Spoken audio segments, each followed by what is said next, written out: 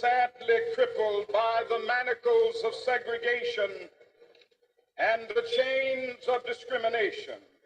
100 years later, the Negro lives on a lonely island of poverty. I have a dream that one day this nation will rise up, live out the true meaning of its creed. We hold these truths to be self-evident, that all men are created equal.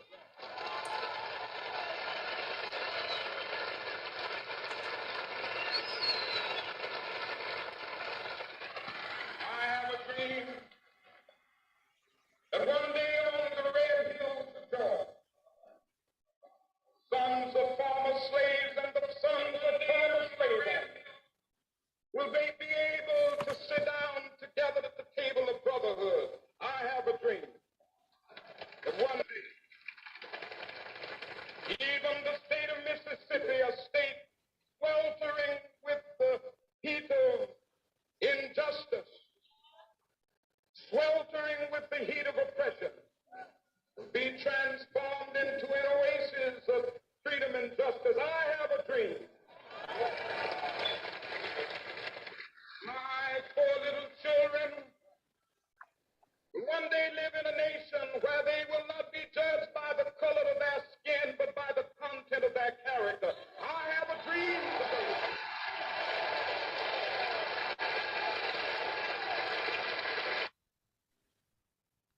Good afternoon, ladies and gentlemen. Welcome to this special Zoom meeting. Please mute your mics. Please mute your mics for me. Yes. Until I'll tell you when to unmute your mics. But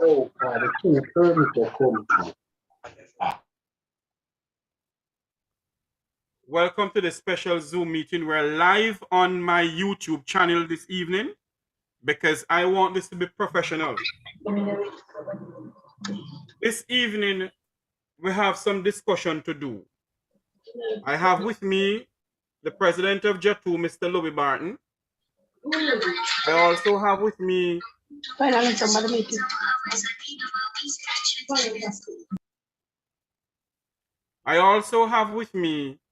Mr. Marcel Clark. He is the chairman for the Crime Prevention Unit in St. Thomas. He's also the great-grandson of Paul Bogle. And what prompted me to have this forum this evening is because I heard Mr. Newman along with Steve, and I must welcome my good friend Steve on the platform too. We're supposed to have Mr. Bruce Miller on. I haven't seen him as yet, and Senator Newman. What prompted me to have this Zoom conversation this evening, and I want everybody to get involved in it, is I heard Steve talking about the road from 3 Mile to 6 Mile. Heard Mr. Newman talking about the road in St. Thomas. And I heard taxi drivers crying out for help pertaining to what is going on down by the Transport Authority, where they pay the money and they have to come back. And yet, you have some people with record taking the people in car. We need to have a discussion. Before we have this discussion, I want to ask Mr. Clark to lead us off in prayer. And also to remember the taxi driver who they found this morning dead. We're going to have a minute of silence for that. But Mr. Clark, lead us in prayer, please. Heavenly Father, let us pray. Heavenly Father, we honor you, we glorify you, we praise you, we tell you thanks, Daddy. We shabak you this evening. As we come into your presence, mighty God, we pray that your wisdom will prevail. I pray, oh God, that we will not only be just talkers, but we'll be the agent of change. An agent of change to change how the transportation sector is viewed by the public, is viewed by government, is viewed by even us ourselves that are stakeholders. I pray, oh God, for your divine intervention. Mighty God, you see the conditions that are placed before the sector. High fuel prices, high spare parts prices, high insurance fees and stuff like that. Father God, I pray that you will intervene. I pray, oh God, that you will shield and protect every driver that traverse upon the roadways of Jamaica. I pray, oh God, that there will be a yielding and a stoppage to this bloodletting of drivers. Mighty God, I see there's a spike, but mighty God, I pray for your intervention. You hear the blood crying out over Jamaica, not only taximen, but citizens of Jamaica. I pray for peace. I pray for good sense to prevail. And I pray, oh God, that you will intervene in every area that we will discuss tonight, in every area that will affect the transportation sector, and in every area that will affect our nation, Jamaica. We tell you thanks. In Jesus Christ of Nazareth name we pray. And we all say, amen and amen. Amen. I'm going to ask Mr. Louis Barton, since he has to go. Mr. Barton, can you please give us an introduction of where Jeffrey, do your you... sound is low. I don't know what is happening. Your sound just went way down. Are you hearing me now? Very low still. Yeah, I'm here. Are you hearing me now? No, I'm still not hearing it. The devil is a liar from the pit of hell. All right, I hear you now. Okay, good. Yes. Are you all hearing me now? Yeah, as long as you take care of the devil. Yes. Mr. Barton, can you please, as the president of JATU, sir, I want you to please tell your fellow taxi drivers and bus drivers. They're having a problem with the... Well, let I not go to the transport authority yet. Let I go with the whole thing of fuel and parts. What do you think? What is your recommendation would you give to the government pertaining to this? Because the taxi and bus drivers are feeling to us. Yeah, I hear you. I agree with you. Sir Barton, can you, Sir Barton, unmute your mic for me, please. Okay, you hear me Go now? ahead. Yes. I'm going to put in a disclaimer because as of now, I'm not in Jamaica, and I'm not current I'm not up to date on the current situation. That doesn't mean that I don't know about the past situation, about the price and everything that is there. Because what is existing now have always been existing for transport operators. I am in the business, in the sector from about year 2003. We're talking about close to 20 years. Now, since I got in, transport operators have been neglected because there's no systematic organizing effort from the top, from the government, to introduce them, to bring them into the formal system. As far as I'm concerned, all of what we have now, the Route Taxi Association and the carriage, the carriage between the bus carriage between Kingston and the country, and and those who operate in Kingston, the carriage, all of this, they are patchwork. It seems like they are organizing, but they are patchwork. It is not something. It's the bottom line, Jeffrey, is that we are in JATU and most of the other associations, but I can speak for JATU most of all, is that we are saying that we serving the public. We want to make money. Every taxman out there want to make money. But in order to make money, you have to serve the public. You have to serve the transportation public. And we're not organizing, if the government doesn't put in a structure, a structure to deal with moving passengers, then it will be this helter-skelter that we have. We'll be subject to thieves, to extortionists, to corrupt police, to bad roads, to high prices. Everything is because there's no structural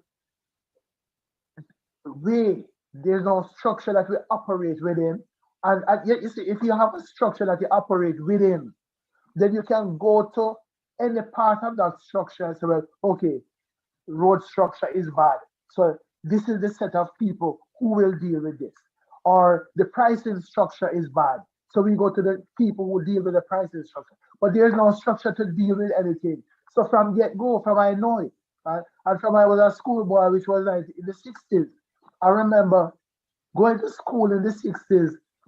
If you don't go on the JOS bus, which was a crowded bus, you couldn't get anything else. I remember I used to go to a school on North Street. I remember I had to walk from North Street to downtown Kingston to get my bus to Spanish Town. And not that the walk was not nice, but it's just that the structure didn't allow passengers to get from one point to another point in a timely manner. The time is another very important thing, because you don't just want to travel, you know. When you're leaving, when you're going to work in the morning, you want to reach to work on a specific time in a decent manner, in a clean manner. So timing and all of those things that have to do with transportation is not properly planned for. And I know in Jatu, we advocate for a better structure. We advocate that we get more money. We advocate that we get a fair, F-A-I-R, fair, F-A-R-E, increase. It has to be fair to us, and we have to get a fare that is also fair to the passengers. If we don't have proper planning for all of that, then we're not going nowhere. Now, as far as the different prices are concerned, it's a general problem in Jamaica as a whole. It can be dealt with, it can be lessened if we have coming back to the structure.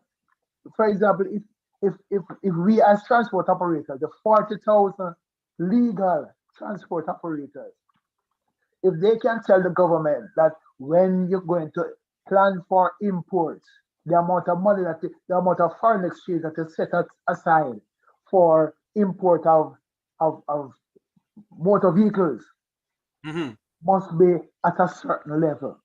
It cannot be on the plan. It has to be at a certain level so that we can afford to buy the right parts. If you can say, well, when we're going to import oil going to come in at $10 a quart, whatever it is, or $1,000 a quart. We 40,000 operators can put plans in force if we are united to reduce the cost that comes to us. Because right now it's just crazy. Planning is the bottom line for all of this. That's kind of my introduction. I mean, I can develop other things after Yes. that. I see where I have the president of Todd's on, Sir Newman. Before I get to Mr. Newman, I am going to ask one of the taxi drivers, maybe Steve or somebody, to tell me, what do you face every day in the taxi industry? Driving around, whether it be Kingston and St. Andrew, whether it be Morant, whether it be wherever. And what do you think is a fair? No, what do you think it is a proper fair increase that you're supposed to get? Because you have tires going up, you know. You have front end parts going up left, right, and center. You know, yes, minimum wage went up. You have patty going up, because I hear a patty gone up to maybe what, $300 for one single patty. And nobody complaining about that. So I want a taxi driver here now, because we don't know if the Minister of Transportation is on listening to us, because we're live on YouTube. I think we're live on Facebook. I am being told that is a possibility that we may go live on Roots FM. I'm not sure as yet. But I want somebody to tell me now, That is, the minister is supposed to go to Parliament to address Parliament come maybe May 3rd. A taxi driver who is in here, tell me, what do you think is a proper fare increase for you?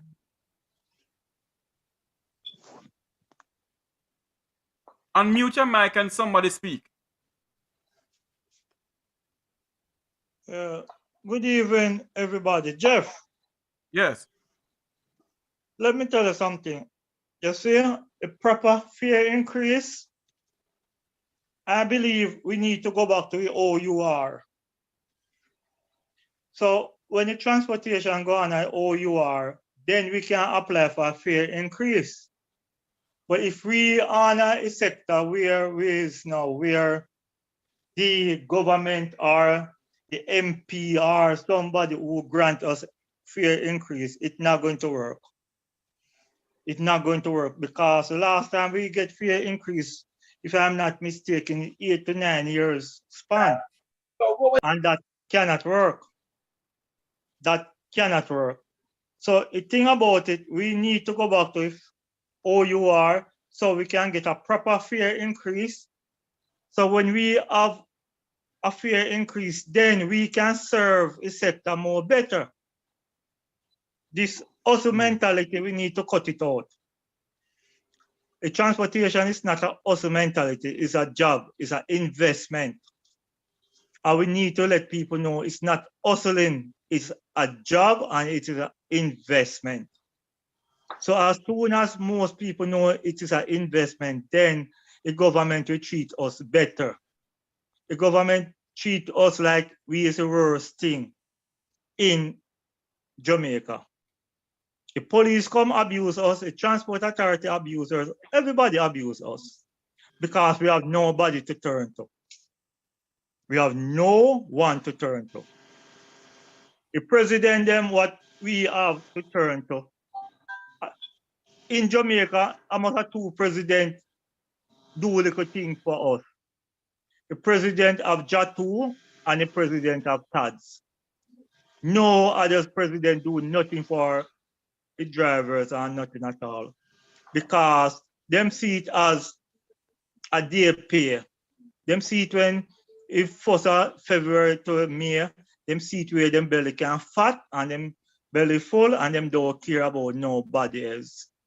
So that is a corruption, the corruption into the transportation sector. 99% of president look upon the transportation sector as a belly full. Them can rip we off. Paper pusher, them is a paper pusher. And they want to pay X amount for a paper pusher and them don't care a heck. Them don't care a heck if you want get free insurance, if you want get cheap tire, if you want to get, them don't care nothing. Only two associations who go there and lobby for them member is TADS and Jatu. You understand? So we need more association, more president to get up off of them butts and do better for the taxi driver and the bus owners. All right. Thank you, Steve. Yes. Could I interject? Could I just come in here after, Yes, sir. after King Hessing, right? I know you're directing this thing to drivers, right? But as a president, I just want to kind of back up what Mr. Hessing just said, right? He brought in the whole idea of the OUR, right? Now, what the OUR is supposed to be doing, and it speaks to my idea, what I was saying about earlier, about the structure, putting a proper structure. Because the OUR is the structure or the institution within the structure that is supposed to say, well, okay, you will spend $10, you're supposed to get back $12. You will spend $5, you are supposed to get back $8. That's the role of the OER, because the OER would say, you put your money in as an owner and you're looking for a particular return. Now, in this industry, it is not it's a monopoly. As simple as you check it, it's a monopoly that a number of direct competition within that monopoly because everybody have to take transportation. So the sector is a monopolistic sector where is one set of people and one set of demand. So that makes it a monopoly, right? But within that monopoly, you have many different people competing. And in order for you to move the people, in order for you to satisfy the demand, because the people are looking out for you more than anything else. In Jatu is saying that people are priority, the passengers are priority. But if you're going to look out for the passengers, then you have to have an agency, which Mr. Hessin put it as the OUR, and I think the OUR could do it or something similar. You have to have an organization like the OUR that says to the person who's going to invest in transportation or work in transportation that this is the wages you're supposed to get or this is the return of your investment that you're supposed to get. If you don't have that, then you're heading to this thing where you're just doing whatever you feel like and everybody can come in and beat you down. So how you demand, when you say, well, what is a fear increase or what is a fear in the transport sector? I think it has to do with how much you spend, how much you buy your car for, how much gas you use, how much time you spend on the road, how much food it's gonna take you to move from downtown Kingston to Port Antonio. The cost of operation must be taken into consideration, and then how much income you're going to get out of it. Because if you're going to run a bus from downtown Kingston to Morant, right, and the cost of that is $5. The cost is $5 to run it, but when you collect money, you only collect $3.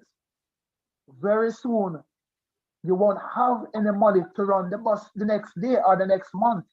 Because what is happening now is that operators are borrowing money from them family, friends and family, overseas and local, just to keep the bus or the taxi on the road. And then within that, all of the equipment, the cars and the buses, they're going to deteriorate.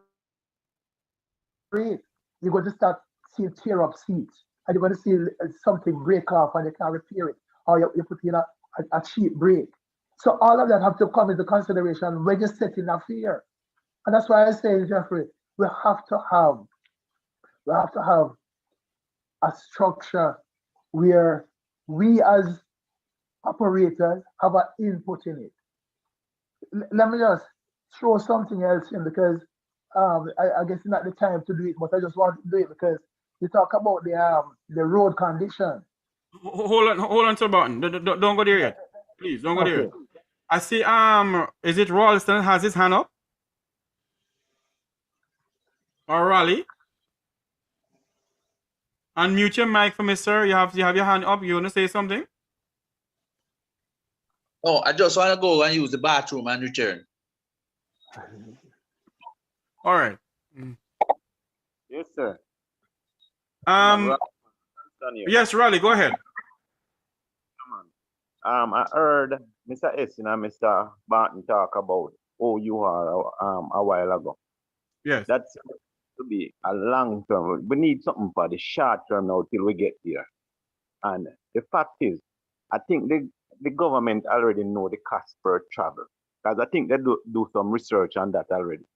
Because they know what it is where the JUTC, based on the JUTC fare structure. Because the government put up pay at least, all right, we could just be frank. The government pay somewhere about $150 for each passenger that travels on the JUTC, while the passenger go on there and pay $100. So I know they do some studies, I know the cost per travel. So they already know how much they can give us in fairness. They know how much they can give us, the private man, that would keep our bus and our business afloat. So when we go there, they already know. So when we're talking about OUR, it's going to take a long time because even if it not start now, maybe one other year or two before you can reach back this up. Government go into parliament and can change something overnight to suit them. They're not going to go overnight to change something to suit them. Yeah? So we just look at it as a far-fetched thing right now. We need to talk about what we can do now, right now, with the fear, because we're going under.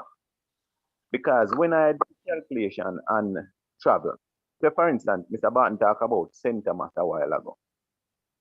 A passenger would pay like $200 from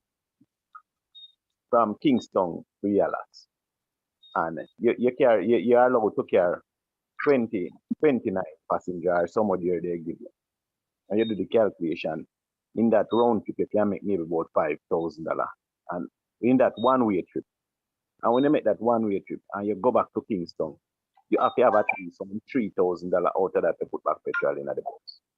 Just thinking about that alone out of that $5,000. Yeah? So you're so far in fuel gone already when we do the calculation. So we know, say, a $200 cost for a passenger fare right now to come to Yalas. Our rubbish, our foolishness that. Yeah? So the government already know. Them know all of them stuff. Them do them studies. Jeffrey. Yes, hold on for Miss Sir Clark. Hold on. I see a Zoom user has their hand up. Can you go for me, please? And if you're not gonna speak, please unmute your mic. Please mute your mic for me. The Zoom user. Go ahead for me. Yes, sir, Jeffrey. I don't know if that Zoom user, if you're referring to me. Oh, yes, because I don't see the name. Welcome, Sir Miller. Yeah, man. Welcome, Sir Jeffrey. And, providing this opportunity for us to voice our concerns, Yes, sir. Well, I hear you ask a question earlier. What we think as transport operators, what we think would be a reasonable amount for the fare. Well, I am saying the same amount as a package, $300. And I mean, it might sound harsh, but that is just the cost to travel now. And the issue as Raleigh and not Raleigh, as King, Mr. Essing said earlier, the OUR is the only entity now that can really give us or calculate or regulate, that can recommend our fares so that we can be in line with inflation. Because as it is now, and I mean it is no secret, our fares, a fare increase is at the mercy of politicians. And a politician is not here to grow the sector. Politicians are here to win the next election. And granting a proper fare increase will affect their chances of winning the next election. So that in itself now is not economics, it's politics. And we have to make up our minds now seriously to move the business of transportation from politics and put it with the OUR, which will give us some sort of protection and service as it relates to economics. I don't want to say too much, but that is my 2 cents. Okay.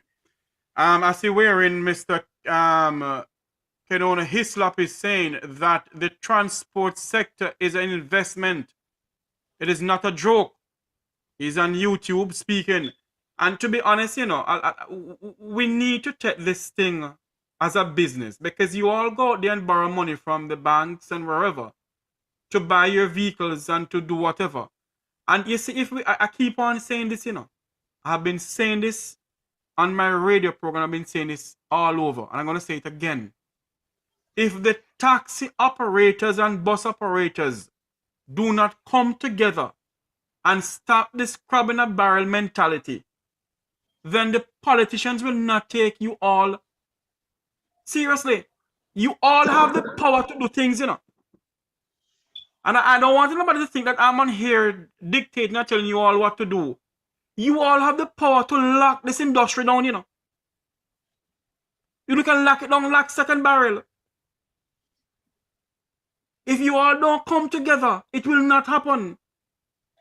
If you all don't come together and have a petition, I know maybe a president on here don't like it when I talk about petition. But it's the truth. If you all don't have a petition to the government about the OUR, putting back the bus and operators under the OUR for a fare increase, then it's gonna continue where the minute it is at the BS of a minister to give you all a fare increase.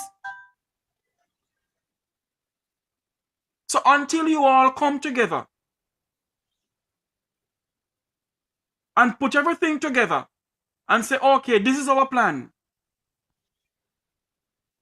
You have fuel going up left, right, and center. Parts going up left, right, and center. I was speaking to a bus driver the other day. Well, not a bus driver. He's an operator. He owns the buses. And he said to me, Mr. Tavares, tire gone up sky high. You all can do something, but you know, sit down and have this mentality. And I don't care what to vex with me this evening. And I must stop this PNP and JLP mentality in the business and speak out. If you all don't speak out, nothing's gonna be done. Yeah. Jeffrey, yes. You're on the right track, but as I say, I've been here for 20 years, but it's very difficult because of the social implications that we have in Jamaica, the social divisions that we have in Jamaica. Every car owner who have just one car on the road, he believes that he can do better than everybody else. Let me just and because of that, he's not willing to cooperate with the other operators, especially that they are competing for the same passengers on the same route. So that is something. I'm not saying that it won't happen. I'm just saying that those are some of the obstacles that we have to overcome. The competition among us, because on the road there is competition, and then you step up at another level to the leadership level, there is competition. But we have to recognize it and know how to deal with it. For example, since you look at the last fare increase.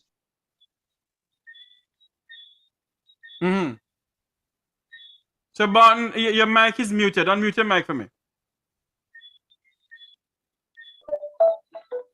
Hold on. Go ahead. Sorry about that. I have a call coming in. You just have to get rid of it. Are you hearing me? Yes, I'm hearing you now, sir. Go ahead. Let's get 2 minutes because I have to go to somebody else. You hearing me? Sorry about that, man. Yes, I'm hearing you. Go ahead. It's a call was coming in and interrupt me. Jeffrey, you hearing me? Yeah, man, I'm hearing it loud and clear from Negril Point to Moran Point where Sir Clark is from. All right, I'll come back to it when I can hear it. I'll come back to it. Are you hearing me? Yeah, I hear you now. All right. I was just making a point that in the last time we got a fare increase, all of us know that it was adequate to operate based on what we had at that time. But you have a number of operators, people who drive. You might go on and mute again, Sir Barton. Sir Barton, your mic is muted. Oh Lord. Take that call and come back on, Sir Barton. Take that call and come back on. I'll go to somebody else.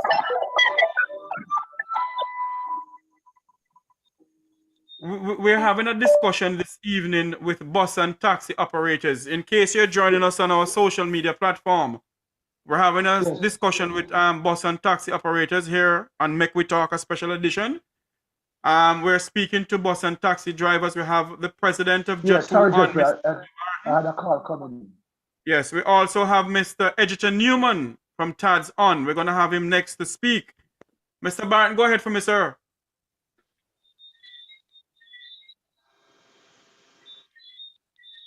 Yeah, I was just Mr. Bar saying that a number of operators, although the fare increase that we get the last time was inadequate, totally inadequate, a number of operators saying that they're not going to fight for no more. They're just going to accept whatever else fighting for more.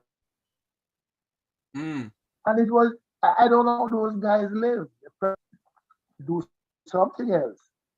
You see, that's why I want to emphasize that we have to get together, as you are saying, and as a number of the operators and leaders are saying, we have to get together and put in a proper structure so that we don't have this every 5 years or every 3 years. We, we, we fight for a fair increase. And when we're supposed to get like a $50, we only get $10. And it is just it's total. The system is creating its own chaos. It's a self-creating chaos. And we're not putting a stop to it. We have to put a stop to it. But yes. leaders have to get together and say, well, hey, let's do something Let's do something about it. right now. Get Yes. Anybody else have anything to say? Because on the fare, on the whole thing with the fare increase, I think that my take on it, and I think Mr. Miller take on it also, is for it to go back under the OUR. I do not believe. Maybe I'm wrong. I don't know. I don't know if President Newman know anything else about it. But I do not believe. Because Omar Davis went to Parliament one day and just take it from the OUR. So why is it that he has to wait so long for it to go back to the OUR? And that is what I'm saying. If the bus and taxi operators come together, draft a letter, have a petition or something, present it to Minister Audley Shaw and say, listen to me, Minister Shaw, this is what needs to be done. Whenever they have Parliament in session, it says in Parliament, when a Parliament in session, it asks for, it's in everything they said, is there any petitions? They ask for petitions. So obviously petitions is being presented to the House of Parliament. So what I am saying, if the bus and taxi operators don't come together, draft a letter along with a petition, present it to the minister, and say, listen to me, I do not know, as I said before, I personally do not believe they're going to take us such a long time for the bus and taxi operators to go back under the OUR. I see where Mr. Miller has his hand up again. Mr. Miller, go ahead for me, sir. Unmute your mic. Yes, sir. Sir Tavares. Honestly, in addition to my concern, I honestly don't think that we in the sector want to go back to the OUR, because I am told that for transportation to go back under the umbrella of the OUR is going to take 2 years. But it's over 2 years I have been pressing for us to start, and up until now, we have not started. And me alone can't do it. Every day me talk about it, till me stop talk now. So honestly, I don't think we ourselves want to go back there either, for whatever reason, And and when I talk, I know what I'm saying. So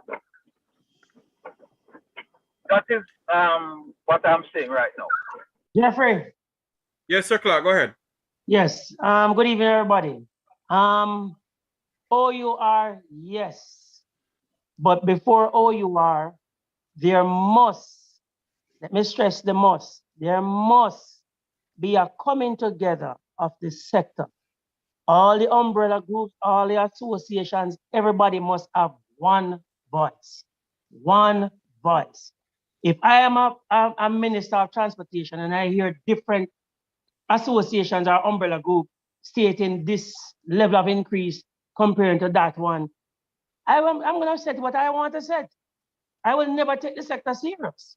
And that is a problem with where there's a struggle with the fare increase because they moved it from OUR to the Minister of Transportation. It has become a political football. And no minister will ever raise fear with an election in the air. That is one. But if there is one collective voice from all umbrella groups or all association, they will take the sector serious. Because if everybody says withdraw the service, en bloc, the minister will run come to everybody. And if it goes to OUR, I think that Statin should get involved, where Statin should do some studies. But the studies that all they should do, the studies I suggest is that they go to each route and pick out 3 drivers on that road, minibus, taxi, and another one for each route, and collect the data from them. Or they could also take it from their association and bring it and compile to those 3 drivers. So they will have true and real figures. The last time Mike Henry, as Minister of Transport, gave an increase, I was the person who supplied those figures. I was the person. Didn't get the credit publicly, but I was the person who supplied it. And I know I gave them real figures because I was in the petroleum business and the auto parts and service parts business. So I was giving real figures. So I was selling them petroleum. So I knew the real figures. And that's what I used. Plus using the insurance and this and that and the wear and tear. And did a real compilation of these figures. And that's what they use. And that's what needs to be done. It can't be a willy-nilly percentage just throw out there. Then it will never be effective where the person that is investing in the sector will benefit. Because that 15% was an insult. Honestly, it was an insult. And because it was being used as a political football. And that's just true. I don't care who vex. And until we change that, where everybody comes under one umbrella, then the sector will be taken seriously. Then we can truly weed out the bad eggs. Because a man a drive your car today and then crash it, and jump in the next man's car tomorrow morning. That owner don't know the history of that person. So there needs to be some recording of drivers so you can weed out the bad egg. There's so much things at stake that needs to be done, but because there's a disunity in the industry, and that's where the major breakdown is. Until that is changed, every year and every day you will hear the same complaints. And that's why in St. Thomas, drivers have to drive. Every time I drive on the road, it's one word keep coming out of my mouth. I have been road this. And I can tell you, say, if a taxi man used to make 20 round trip a day, going from Mark Bay to the east, License, Prospect, Portman, wherever. If he used to make 20 round trip, he may make 4 to 5. And there's no way he can maintain that vehicle. There's no way he can feed his family. There's no way. Yes. And until we have one voice, we'll always have this problem, and we'll be ever having this kind of discussion. Okay. I'm gonna open the mic. I'm gonna ask President Edgerton Newman to unmute his mic and come into the discussion. Sir Newman, do you have any input to put pertaining to this meeting that we're having here, sir? Because you have been a president for TADS for many years, and you're the one whose voice is being heard through the length and breadth of Jamaica. When it comes down to fare increase, when it comes down to the transport sector going back under the OUR, sir, what is your views on it, sir? Mr. Newman?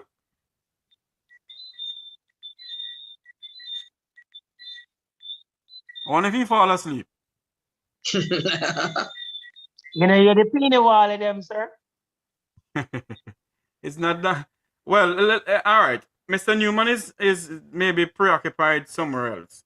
We have so many people on the platform. Please unmute your mic and give us your input in what do you think should happen. Because you are the one who are feeling the length and breadth of this thing, you know. So we need to hear from you.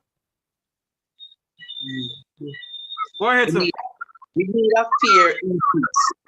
I think what they're saying about $300, for the increase. Yeah, because I traverse the route from Morant Bay to Bath, and I only can do 3 trips per day. I cannot do no more than that. And it take me like, when you travel through like Wilmington, it take me like 25 minutes. But if I travel here to Lyson, Port Morant, to Bath, it take me nearly an hour because of the road condition. Yeah.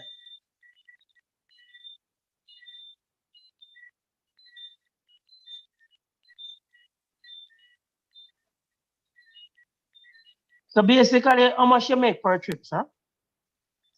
I on one trip normally I would make like $1,250 when I make one trip go.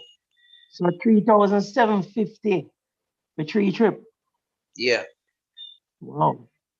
And for the whole day, it costs I spend like $8,000 and buy gas, and that just can't carry me for only the day alone. Mm-hmm. Because I noticed the fuel price is going up like $4 each week. Mm-hmm. And the new fare structure, does not compensate for that. And that is where a lot of the challenge is, because the drivers are just paying out, they're not taking in, and then the road conditions make it worse. Well, some part of Jamaica may have decent road, but Parsons and Christine Pitney first, but on the eastern side here in St. Thomas, it's really a journey that is bumpy. Even the Kingston road is not that great either, but it's a little bit better than the eastern side. Yes, Sir Clark, hold a minute for me, please. I have with me now Edgerton Newman. I think we are having a technical difficulty. Mr. Newman, are you hearing us? Loud and clear. Okay. We were asking you what is your views on the whole thing that we're having here, sir? And what do you think should happen? Should the transport sector go back onto the OUR? Thank you very much, Jeffrey, for having me on. I really wanted, I would have advised you earlier on that I could not make it on because of a number of meetings I have lined up. But when I heard that Louis Barton was coming on, and I wanted to hear his voice because I haven't for some months now, I thought I would, pop in for a little while. But you're having a very good discussion, and I've been listening for the past just over half an hour, and I've heard nothing new. We have been having this discussion for years now, and we continue the same trend. And I'm saying that I want to repeat something that my brother, Mr. Miller, said just under 2 years ago to me, that you cannot do the same thing over and over again and expect different results. What we are doing as we speak is saying the same thing over and over. One of the things that I want to speak to in terms of a fare increase, because all of us know that a fare increase is below the belt. And it's because of a political maneuvering why we get a 15% last year. Now, one recommendation made by the minister, the last minister, was that was for the reintroduction of the transport, the OUR to the Transport Authority. At that time, I said, good move, but it will not happen until the next 2 to 3 years. Now I want you to check with me. We've gone just over a year. It has not gone back there. So count me for 2 more years, because I just heard from the present minister that that is a plan that he has. Now, I don't think, and this is my personal view, that signing a petition will make it any faster, because you're dealing with politics and policies, right? Not people until election time. So I would suggest, and when I heard Bruce said that it's him alone talking, Bruce, you're so wrong. all of us talking, and some was acting and put me in the acting pool, right? Because I knock on the door of the minister Friday morning. I don't know how to do that. I did it, he did not invite me. I invite myself to him because I want to hear certain things, right? And so I know that they're going back to the OUR. But I am telling my person, not myself, that's gonna take some time. In regards to making a request for a fare increase, it's not an overnight thing. I've been it, Mr. Martin can tell you, for many years. I heard my brother from St. Thomas saying the last one, he wrote it. He wrote some information. I can tell you, sir, I put the plan, sit down late all the night when the busmen them, and write that plan, write that proposal for the fare increase, check the aisle, check the tire, check the battery, and we spent hours, the GMCs, and we put that proposal as was requested from government. And we have been doing that over the years. When OUR leave us, it's because we took them to court. And Bruce can tell you the 3 different things. And they say, what? After the judge say, the judge, the High Court judge say, hey, we don't get it, no, I'll get it. We don't count the money. Then the Portia Sims, not Omar Davis.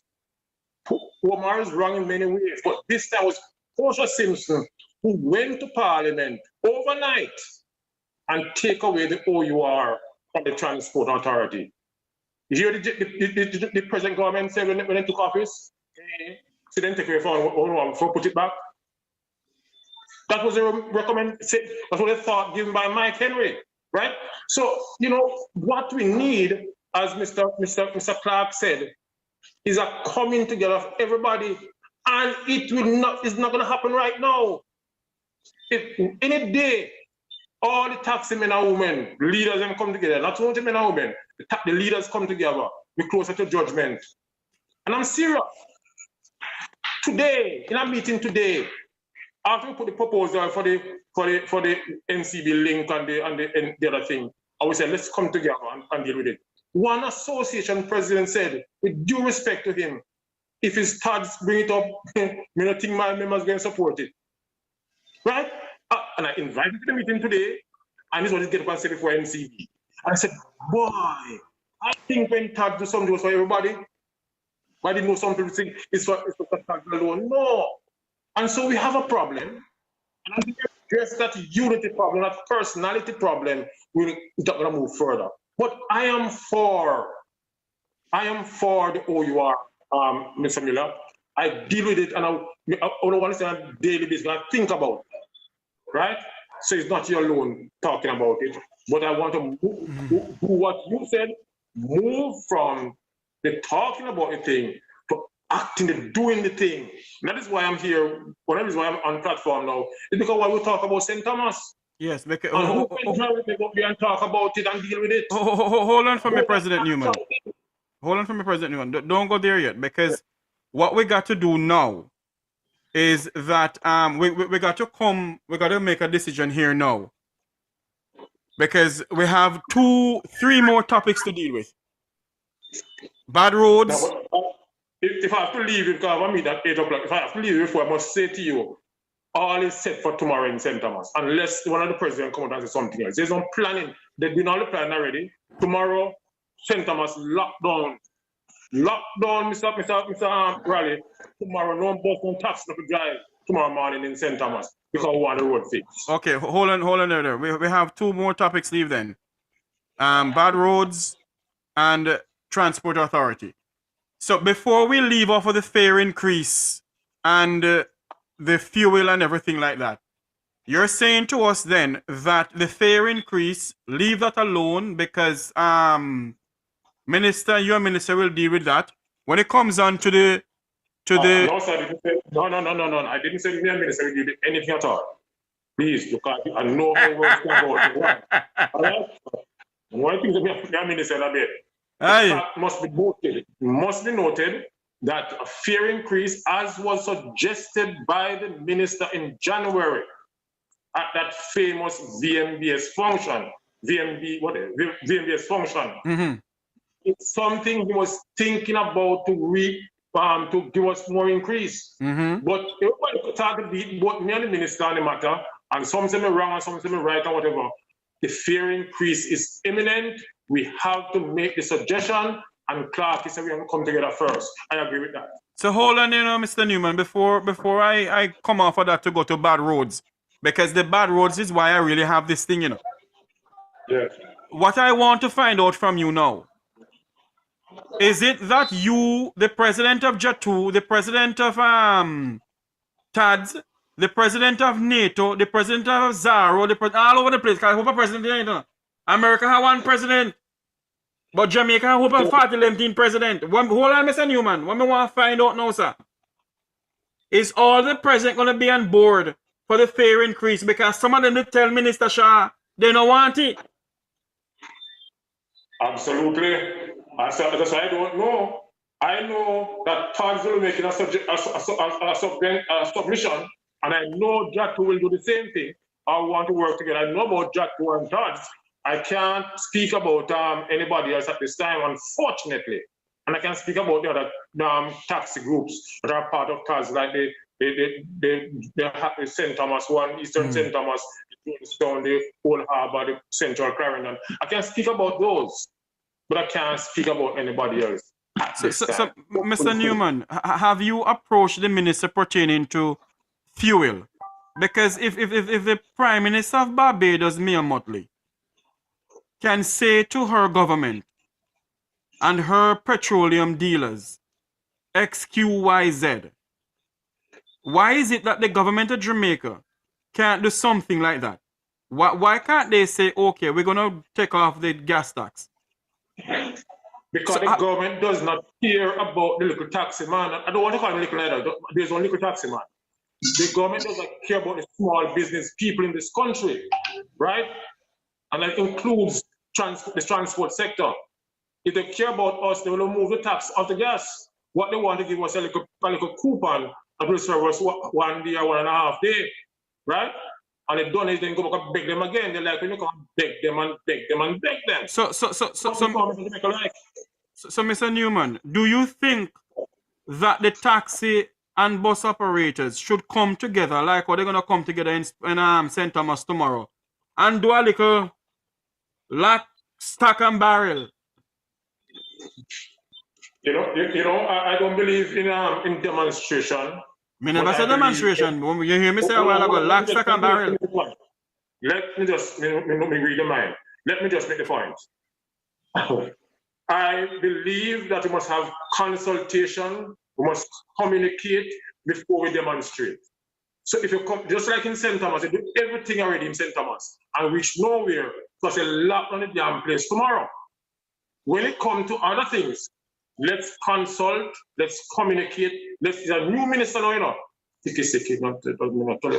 but a new minister now, and he's moving up pace with certain things. We need to work with him. We need to sit down with him, knock on his door, government say they have an open door policy, and go in and talk with them and find and put our things on the table. We have not done this as a group yet.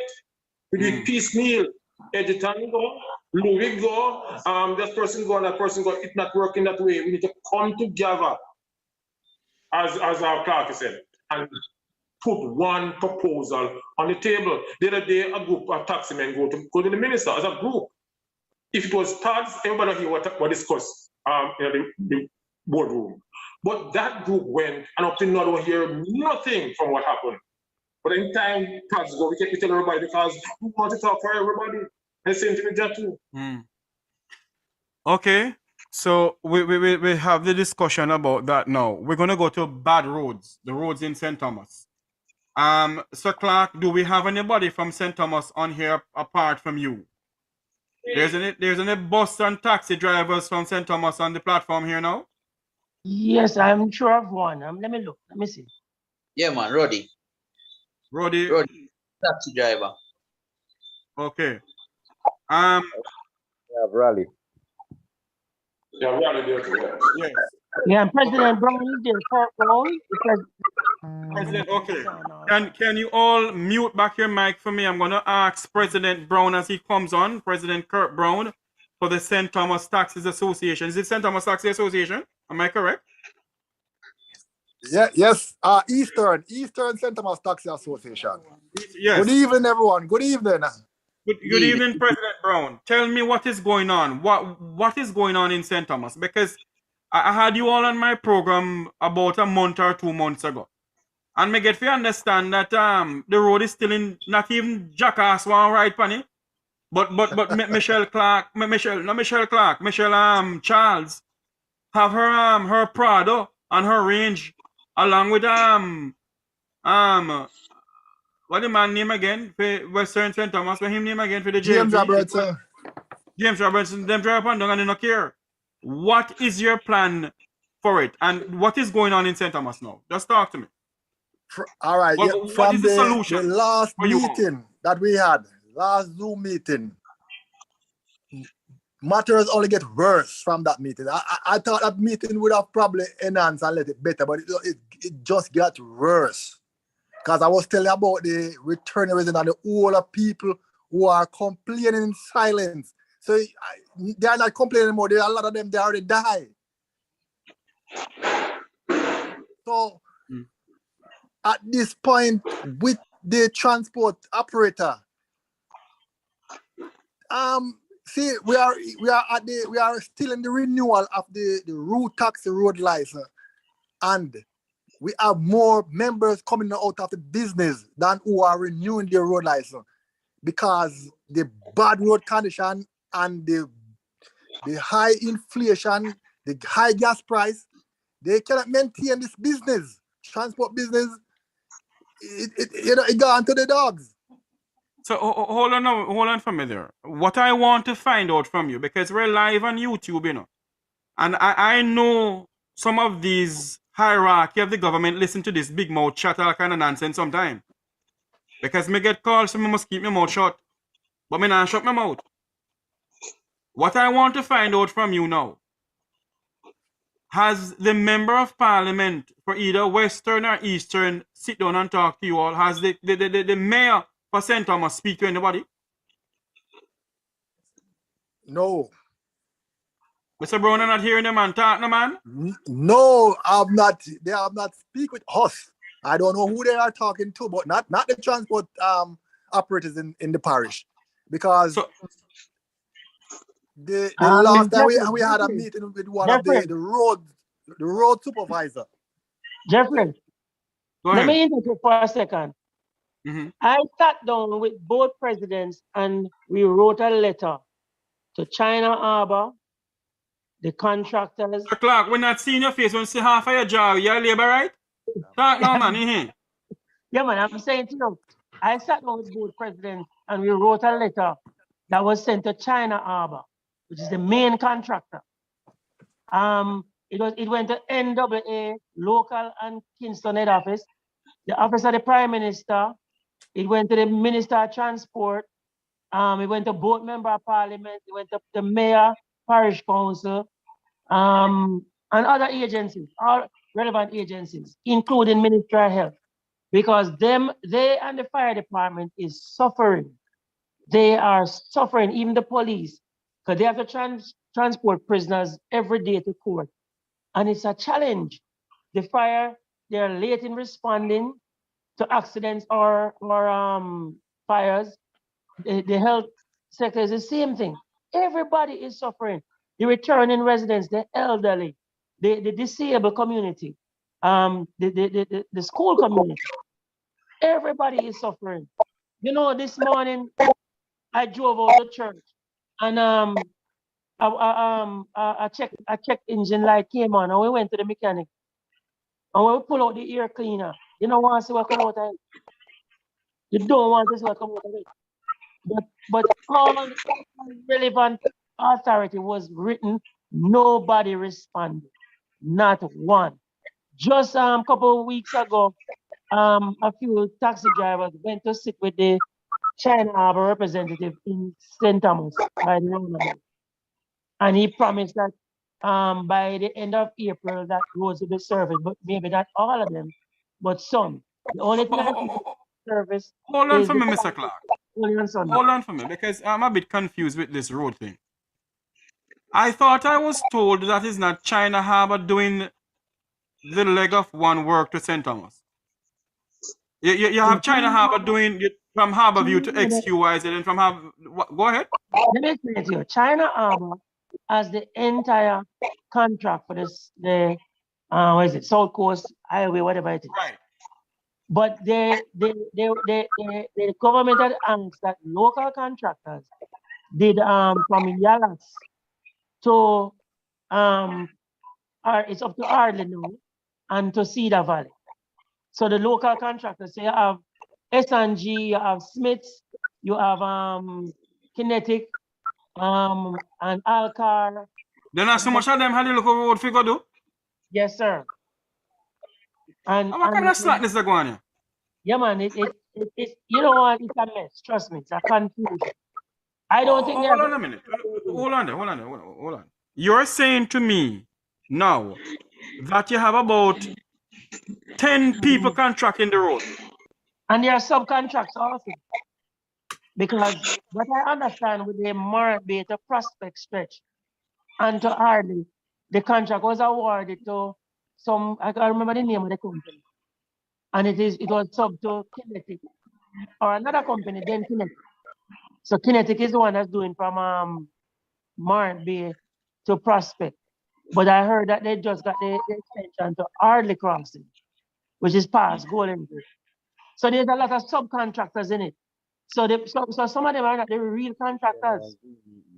So it's a lot of confusion. And as I'm saying, and then there's these companies that we are seeing sub it out to other persons too.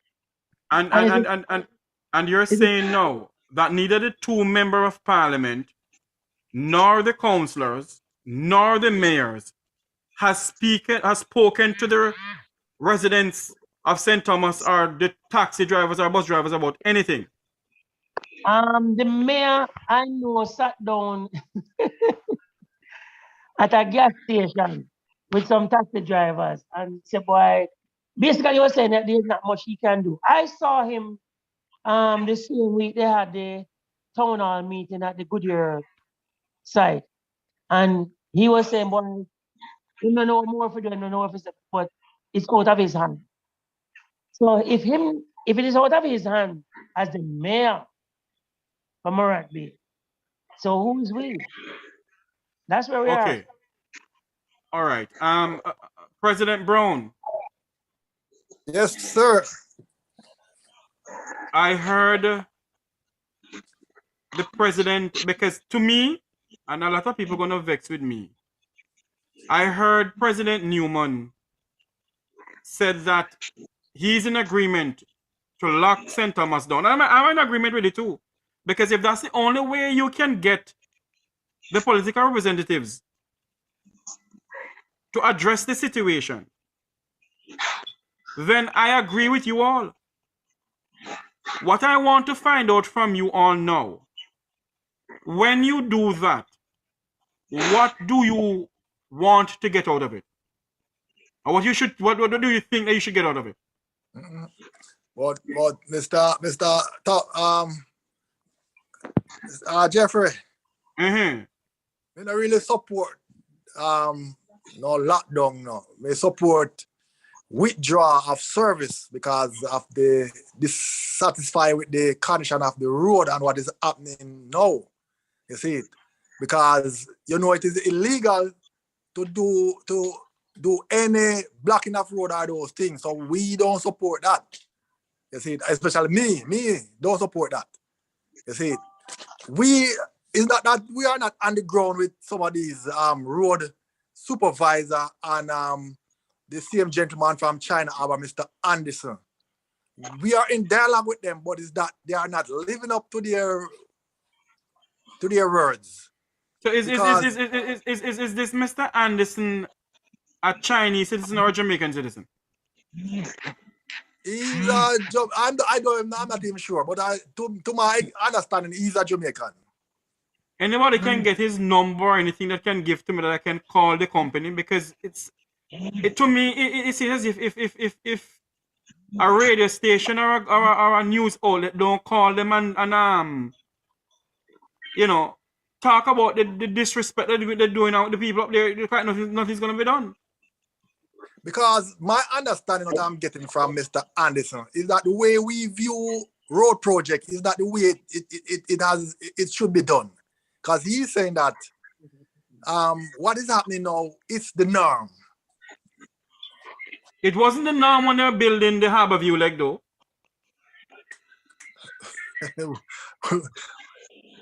Exactly. Me tell you something, you know. Look like you're afraid to talk. Where's Mr. Newman? Go ahead, sir. I want to make a point quickly before it is construed that when I say lockdown, I mean strike or demonstration. Lockdown for me means the withdrawal of service by taxi and bus operators in the parish of St. Thomas. And I'm sure when I explain it this way, President Brown will understand what I mean. Lockdown means lock the place down by not going out to provide any service as of 2 a.m. tomorrow morning to the general public in terms of transportation. That is what I mean.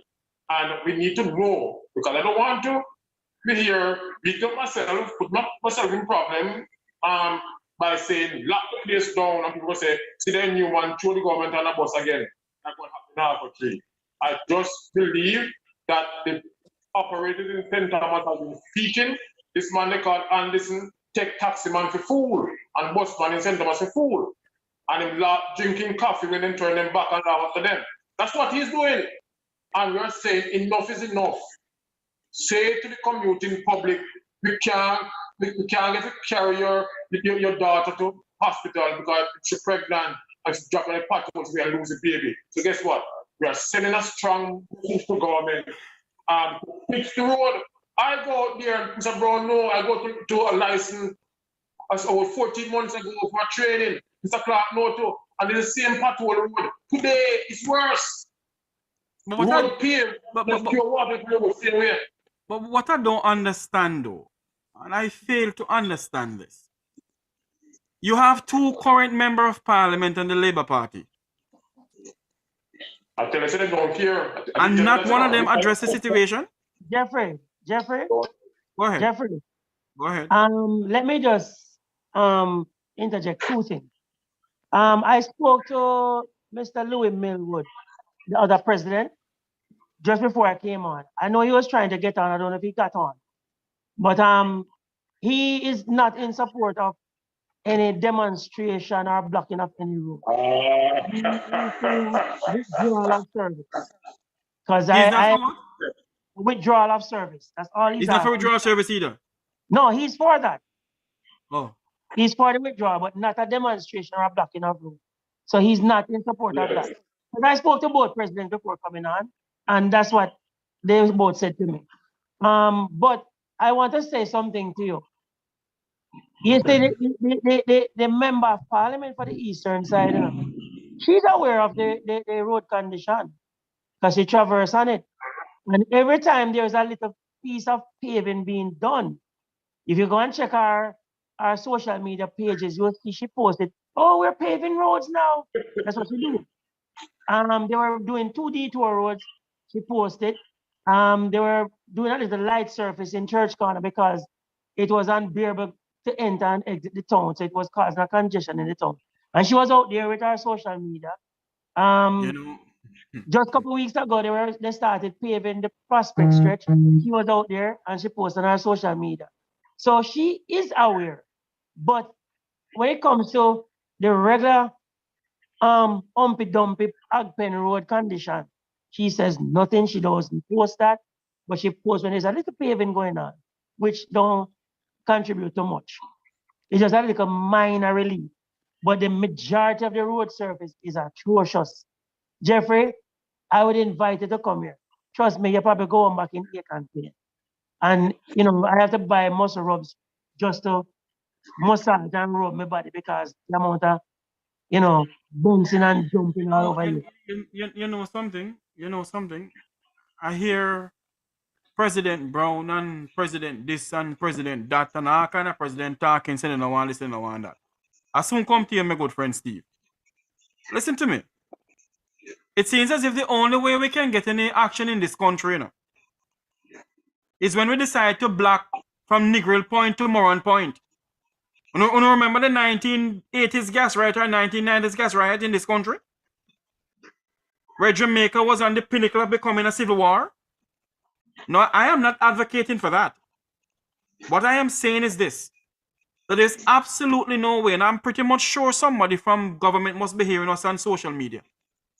There's absolutely no way you can have two political representatives who, when they want the vote, they cross the Yalas River, they go to Blue Mountain Peak and come back down to get the vote.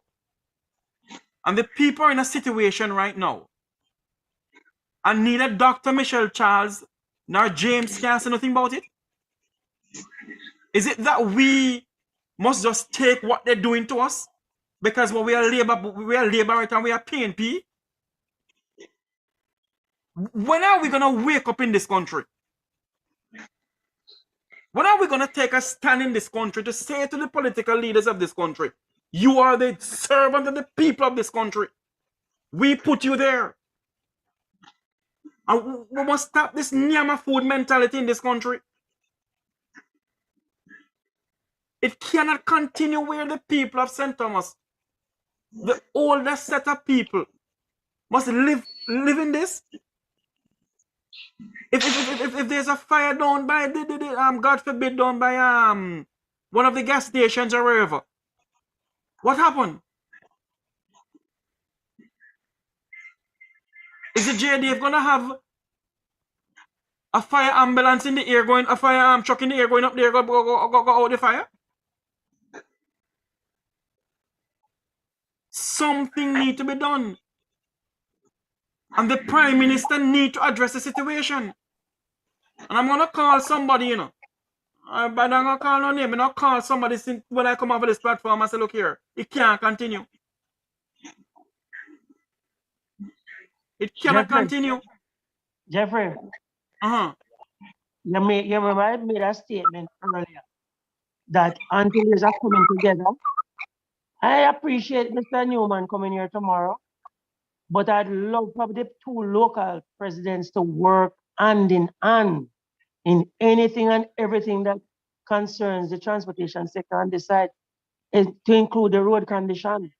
I am urging them to communicate on a daily basis. I am urging them because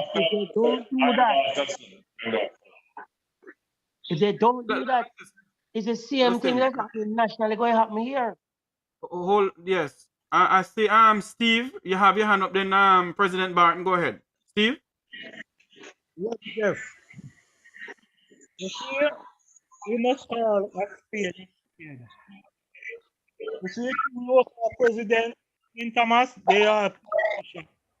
They are what? They are politicians. Politicians, them not agree with Sir Newman to come out tomorrow. You see, what is wrong in our sector? We have too much politicians in our sector. Because I am labor right, and my counselor and this and my friend, them is this and that, them don't want to come out to say nothing at all. Because if I come out and say something later, my counselor going to call me, my MP going to call me, or this that going to call me. We have too much politicians in our transportation sector, and that's why transportation sector cannot get better. Because most of these politicians and these president them is friends. And I believe most of president them is most of them thief, them friend with the politician. Them don't want to talk nothing bad about the politician them. That is a frontline duty. Just frontline duty. You understand? You know, Steve, I was gonna say what you just said, you know, but I keep my mouth because sometimes the best that I don't talk. Senator Barton, go ahead, sir. Thanks for the promotion. I'm kind of confused as far as because I know there's a construction going on. They're building a new road. They're realigning the road, right? Now, within that, those people on the road who doing the road work, why can't the local leaders, myself, Mr. Newman, whoever, go out there and talk to them on the road? I remember hearing some time ago that some extortionists went on the road and got money. No, we're not going out there to extort anybody. But there must be a way to make contact so that the powers that be will hear our demand. We have to, for the time that we are on here now, I have not heard one of the demands that is supposed to be made for road in St. Thomas. What are we, Mr. Brown, my good friend, Mr. Brown, what are you asking for specifically in St. Thomas? Mr. Clark, tell me what you're asking for, and let us see if we can unite on that and go out there and demand it. It is, we're just talking now. Do you want a bypass road? Do you want them to put more water on the road because of to keep down the dust? What are we calling for? I'm trying that out. What we're asking for right now? All right, let me Mr. answer Brown. that. All right. Hold on, Sir Clark. Hold on a minute. Sir Clark, hold on a minute. No, that's stopping if I'm talking, but hold on a minute. Raleigh, you had your hand up. What do you have to say? Yes, Sir Jeff. I hear, and as I was saying on the group the other day, politicians have a lot to do with it.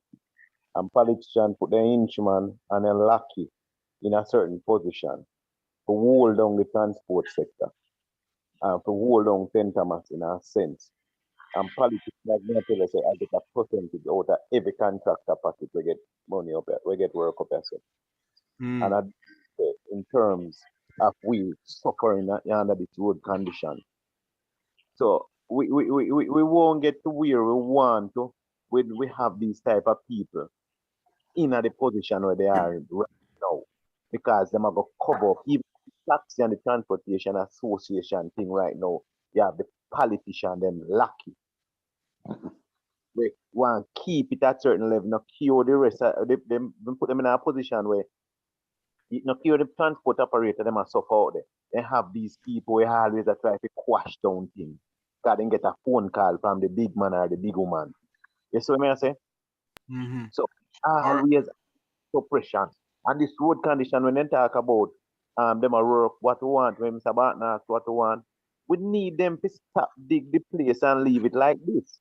They can work and work better, just like how the Chinese them work and give a proper place to travel pan in the meantime. Them dig up the road, just cover it up properly when they're ready to pave the road. Maintain it till they're ready to pave the road. Don't just leave it with them all in. You say if all the rain fall tonight, you cannot bother see me come out tomorrow, because I'll try to come because we know, some things we are go out there, and the traffic we are go hold there again, Anytime you leave Kingston and reach Albion, and to come over the road, the traffic start back up from over in Albion. To come over Yellow Road. Yeah? Start back up and you come over the bridge and into Poorman's Corner, right there, so. It's at there, so it start. Straight back to Martin. I can't tell when last me even go Martin, because once me reach Yellow, no, me don't even want to come over the bridge to come Poorman's Corner. Honestly to God, I don't even want to come over there. And them can do something better. That can grade the road properly, where them dig up and even put some gravel on it and some of them the aisle or the mall on it and get it running smoothly. Evenly, it's straight back from our people off of and the bumping off our body. Yeah? Yeah. Okay. Okay, thanks. Could I just throw something else in? We need to specify, Mr. Clark and Mr. Brown, we need to specify what we really want. You talk about the holes here. I remember once you say the same St. Thomas Road had a problem. And it was me, Mr. Newman, a few other leaders went out there and we were organizing to stop work, to demonstrate that same day. And before the end of the day, Robertson came out and promised that he was going to put it was a dust issue at that time. I mean, away from the bad road, the dust issue was really getting bad. But he promised that same day when we were out there, Robertson came and promised to wet the road to keep down the dust. And by the next day, he started to put something to kind of help to reduce the dust. I'm saying that to say that if you do something, there's going to be a reaction. If you say that you're going, if not even to say, you're not saying anything, you're going to do something. If you go out there and you say, well, let us stop work because this don't make sense, they will react. You will get something out of it. It might be not what you want, but it will be better than not doing anything. We have to start doing something. We have to leave the office or leave whatever and going out there and talk and do. We have to move from behind the steering wheel and stand up on the roadside and say, no, we can't take this. If we don't Because do that, I tell you something, everything going Saban. to stay the same. I tell you something, Saban. You see if the taxi drivers of But St. Thomas I'm start just doing it. asking, uh, You see if the taxi drivers of St. Thomas start doing what you said they should do, the citizens gonna no, join them, you know. Jeffrey, exactly. Hear it. I think St. Thomas operators are the most activists. My experience is the most activist of all the transport operators throughout the island. In my mind, when we are organizing anything, we look towards St. Thomas, we look towards Paul Bogo. That is where that spirit comes from. They are always willing to take a step. But we have to be there. We have to be there to back them up. Hold on for me, Mr. Newman. Hold on, Mr. Newman. Okay, Mr. Newman has to go, so he has to make a point before he go. Go ahead, Mr. Newman. Yeah. Then I have Sir Clark come on. The last point I want to make is that just to remind the leaders in St. Thomas, and Chance has asked Mr. Clark to monitor certain things, and tomorrow I think will be Mr. Clark's day, along with the two leaders out there. I'm just going to give support. But I just want to remind us what happened in 2013, I think, Mr. Biden can recall, when we, I think Raleigh can recall too, when we wanted the 29 seater or whatever it was, Yeah. and we went to the east. I rushed from Christiana in Manchester, went to the east, I said, Mr. Barton, and when some people came and said, no, take it easy, I said, listen, we have it locked like a sardine tin. And by the following morning, by the following day, we were calling to a meeting in Kingston. Matter was addressed, right? So we can do it if we are united. And I said, we're going to test the metal tomorrow. And those of us who are talking on this platform, see it apart from a couple persons, see it tomorrow in St. Thomas, right from the bridge up, they call it the bridge up, right, you know what I'm talking, Coleman's Corner, right into East. See you there tomorrow. And let's get this thing over, because I'm not going to come and talk about this on a platform like this again. It must be success story, not the same thing over again. Definitely I have to go prepare for another meeting, so Thank care, you. God bless. Thank you, President Newman. But Thank you very let much. me just show the scene before you leave. It wasn't the next morning that you get a response to that. It was the Same day. The same day. when we were out here. Yes, When we were out there demonstrating that the minute. Thank you. But if Thank you you. don't Good do night. nothing, nobody will ask you. Okay, Sir Newman. Thank you very much. Sir Clark, please, we don't have enough time here. Let's go ahead and the president of Jatu But just as I said was saying, something. let Go me ahead and just answer. show the scene before you start again. Okay. All right. You asked what we want. Like I was saying earlier, you need both presidents on board in agreement. That is one collective voice. It look like one going the other, one going the other way. Yeah, sometimes it appears that way. What we need is proper road surface, proper sprinkling. Some of the roads that they have marled, there's no way for the water to run off. So when it rains, it's just a puddle and a swamp and holes and stuff like that. So I was in a meeting before the road work started. When they were doing like they were doing a retaining wall by the Marant Villas and so forth. And I was in a meeting with Stephen Shaw, with the ministers for turn. And he said to us that regardless of whatever road work is being done, we should have proper surface to drive on, regardless of whatever is being done. That's what he said. He said we are guaranteed to get that, and we should get that. And I've not seen that happen once. The sprinkler trucks come once in a blue moon.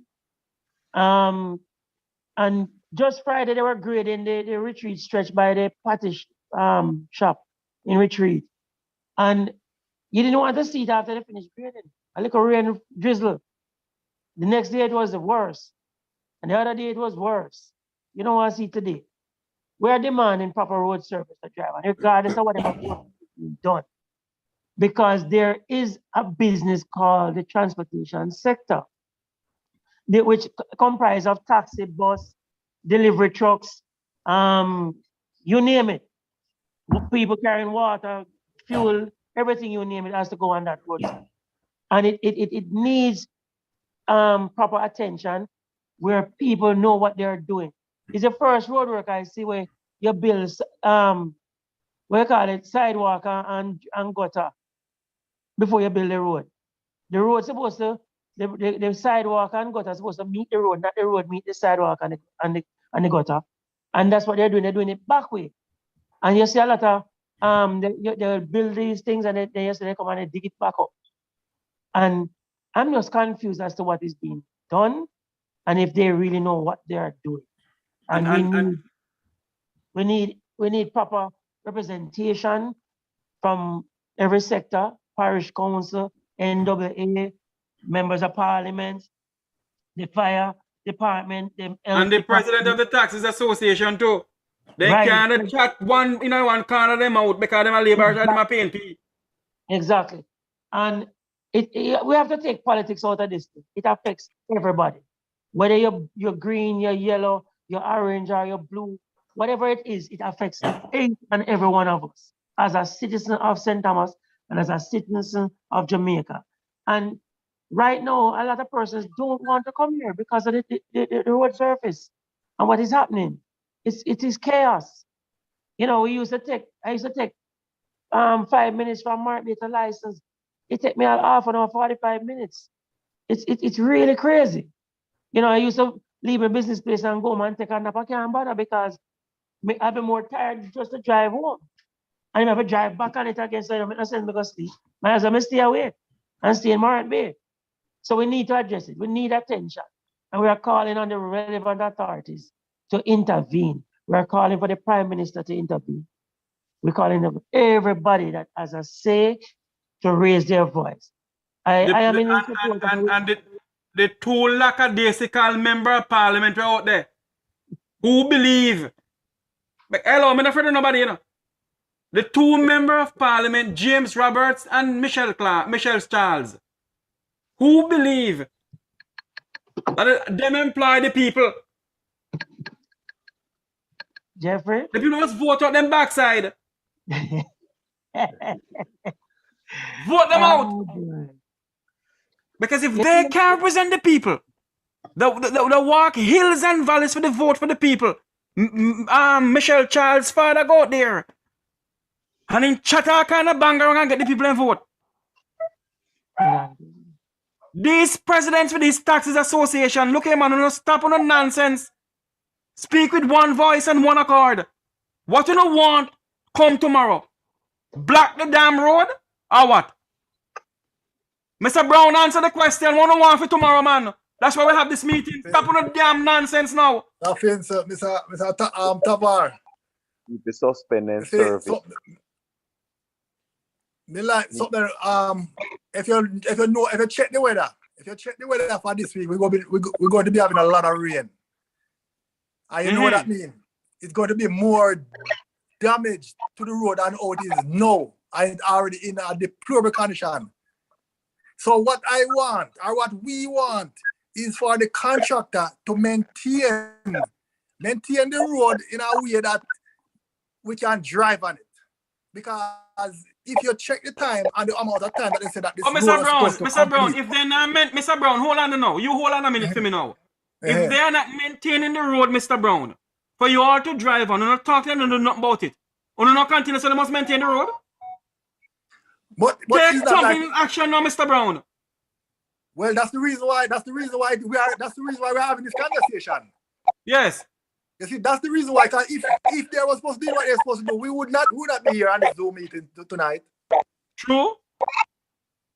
So that's the reason why I reached out to my members. I said I would like to hear from Mr. Anderson because the last meeting we had, there's no progress to it. So I would like to hear from him. What is the short-term plan?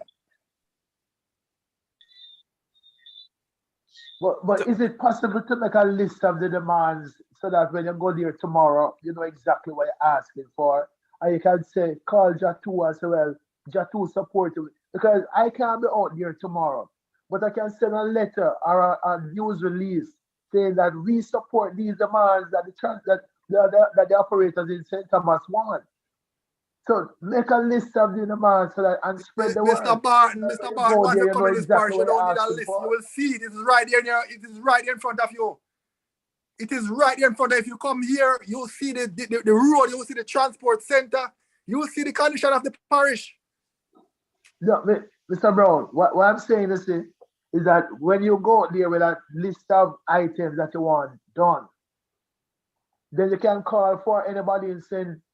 Mary, St. James, Westmoreland to support these list of items. They may not be there physically with you. Right now, I can't see the road. But if you tell me about the dust situation and the potholes and all of that, I can say, well, let me do a press release supporting these things.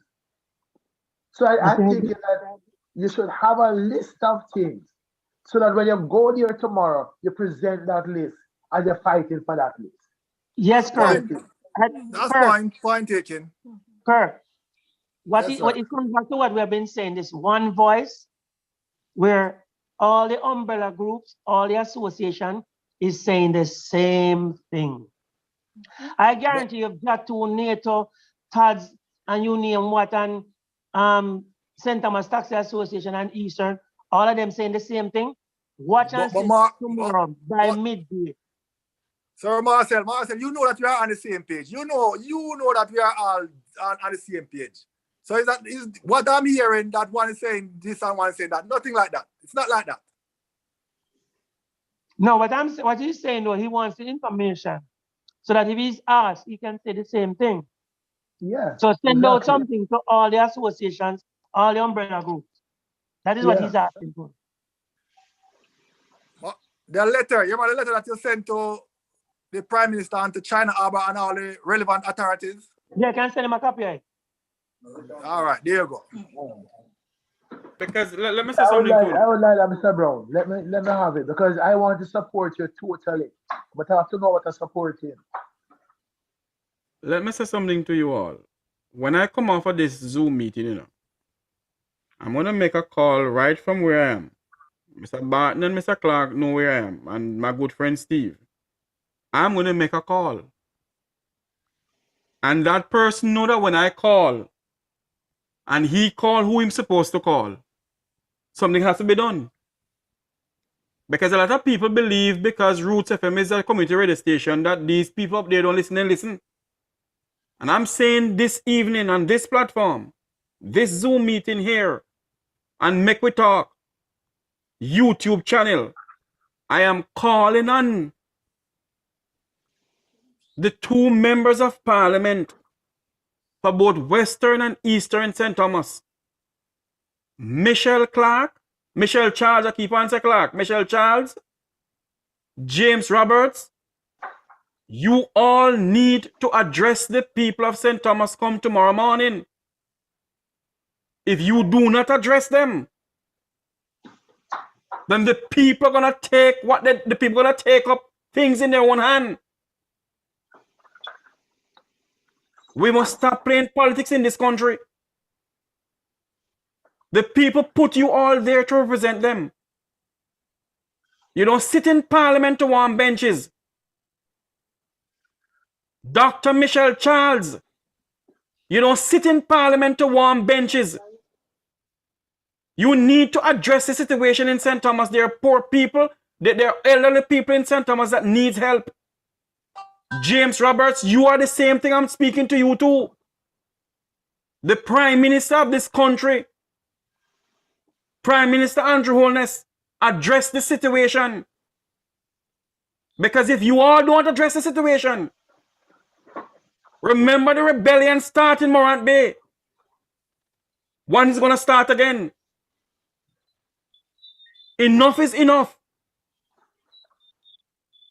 Enough is enough. We cannot stand by. You all driving on a Range Rover, on this, on that. Jeffrey, Go ahead.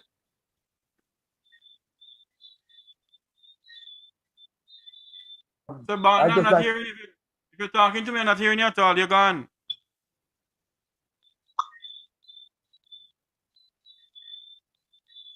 All right, Steve, go ahead. Because Sir Barton looks like his internet is not working properly. Steve, go ahead.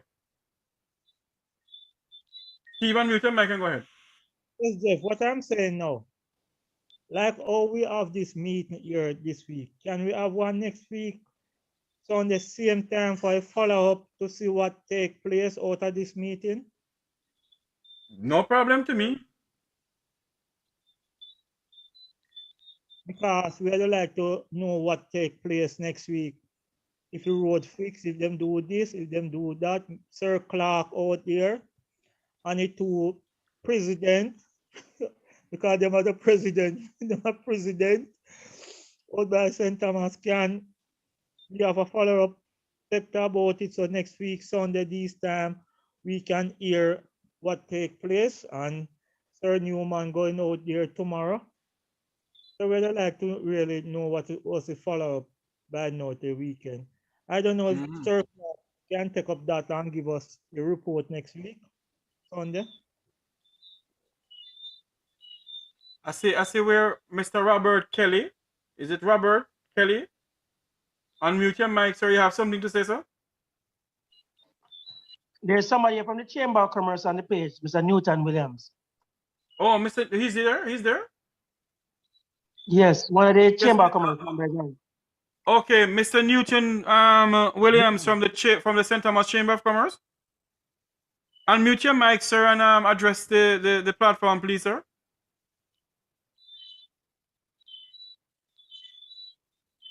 Mr. Williams? I guess they don't want to talk to me this evening. Good afternoon, gentlemen. Good afternoon, listeners. Good afternoon, sir. Address the situation going on in St. Thomas, sir.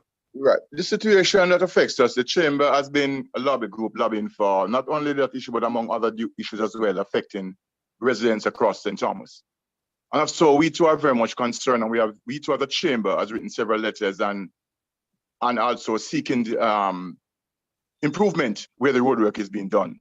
As alluded to by a previous speaker, we have seen several motor cars fall into ditches where the pipeline is being done. No sign to indicate, or even a ribbon or any color to say, look, open trench, whatever is happening. So persons coming through the area who are not familiar with the parish suffer greatly. And we are seeing the proper communication. It does a nuisance to many persons. The frequent locked off with the water, lights, among others. The disruption with the services affect our students with regards to internet, among others. And so many persons across the parish are affected. And it's not time for us to sit back and relax and be quiet. And I really appreciate the way in which you say the passion I can hear in reading your voice. And as a chamber, we continue to lobby and we continue to stand firm with our persons as we work together to see the betterment for St. Thomas, which of course is not easy. So what are you in the Chamber of Commerce? Are you the president? No, sir, I'm not the president. The president is unavoidably absent this evening. I'm the PR. You're the public relations officer? Yes, sir. Okay. Can you come on my program this Tuesday at 11 o'clock? This Tuesday morning. I couldn't confirm yet, but let me get back to you on that. Okay. Sir, if you're in contact with Mr. Clark, he can give you my my contact and everything. Yes.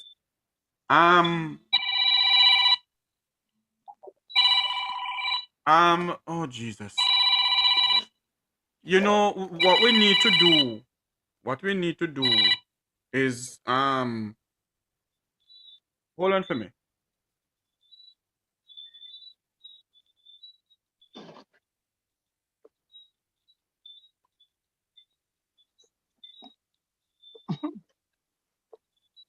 Mr. Williams, you can call me after we finish and I'll share the contacts. Yes. Sorry about that. Jeffrey, Yes. before you go on, Mr. Williams reminded me of something in his presentation a while ago. There's a serious safety issue on this road work, you know. There's little or no signs. Open ditches are left open. There was a thing was dug out by the entrance to the license school at Ponciano. Was there for months, and a car fell in it. The same day the car fell in it, the same day they pull up at the hole. They just dig it out. When the car drop in there, they pull it up back. Just a couple weeks ago, the asphalt spreading machine was left on the Prospect stretch of Main Road, and one night a car ran right into it, head on. Jesus have mercy, God. I don't know if the driver sustained any injuries, but if you look at the car, you don't want to see the driver. The driver was from out of parish. And you know, Jeffrey, it took, I think, about a week before they moved the actual equipment off of the road after that accident. All they did was put some little concrete block around it and a piece of yellow tape, which you can't see. Where it was sitting is a dark spot. And since that, they have left other equipments on the road like that. And I just don't understand, not that they were limited space out there. There's a service road. There is a piece of land strip between the two roads which could have more than accommodate the equipment. They have no regard for safety, none whatsoever. There's some stretches in Lyson Road where every unit coming, it's going to sink.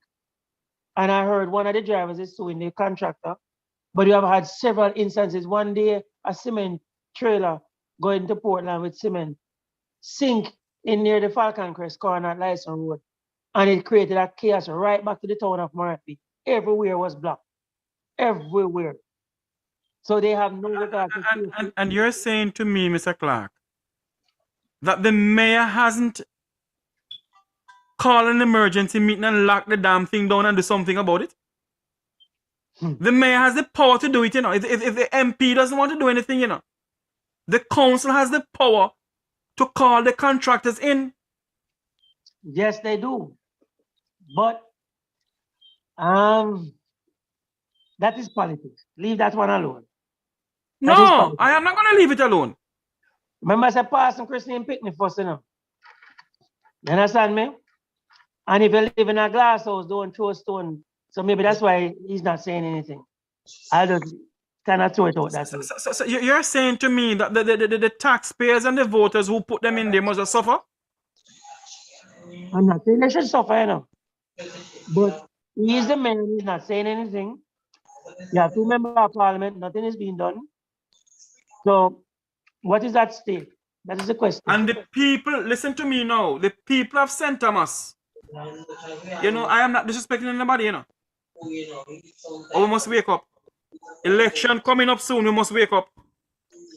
The PNP and the JLP is too crab in a barrel, no better barrel, no better herring. Anyway, I see Miss Sandra and Miss Lewis are leaving, not saying a word in English. I need to hear from these two female that is on the platform. Speak about anything pertaining to the bad roads or the gas or something that's affecting you. Hello? Can you unmute your mic? Apparently they don't want to unmute their mic. We don't want to hear, they don't want us to listen to their beautiful voice. Anyway, we are having a discussion pertaining to the calls and the cries of the transport operators both in St. Thomas, in and around Kingston and St. Andrew, and indeed Jamaica. If you're on our YouTube channel, please subscribe to the YouTube channel, because come next week, we're going to have a next forum again. We're not going to stop until the powers may be do something pertaining to the roads in St. Thomas, until the Minister of Transportation, Minister Ardlishaw, do something pertaining to the fuel. Something has to be done. Yes, it is affecting the world all over. But something has to be done to the high gas prices in this country that are affecting not only taxi operators, but Jamaicans. Something needs to be done. And it's not as if we must have They give out $20,000 gas vouchers or whatever. It can't work. Anyway, Sir Steve, your final word before we go, sir.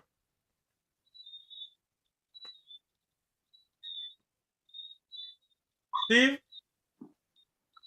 You didn't touch Transport Authority, sir. Oh, yes. Lord of mercy. Steve, address the Transport Authority for me now. Okay, boss. I believe the Transport Authority can do better.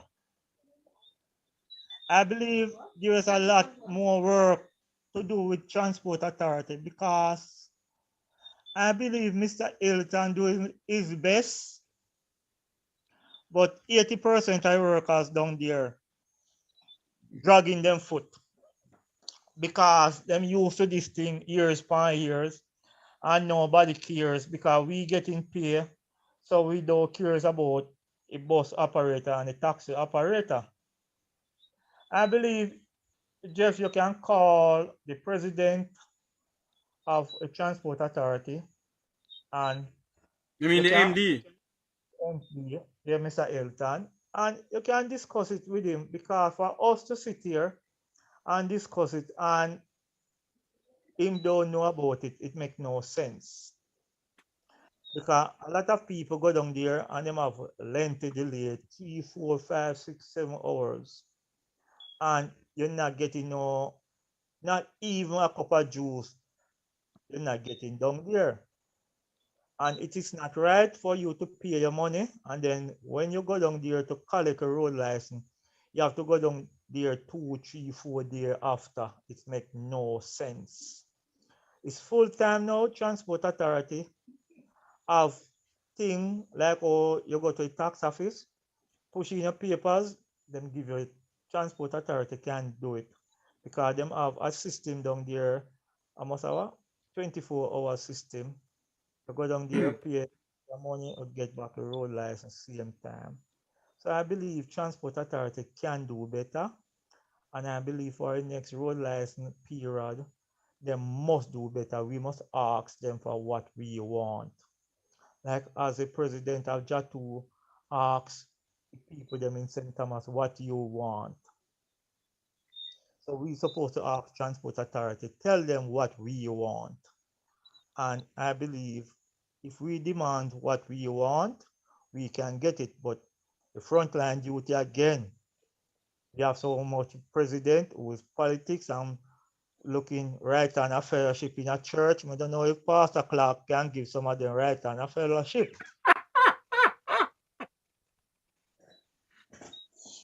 Oh, Jesus. Both our president right on a fellowship with Transport Authority. So we don't know if Reverend Clark can give them.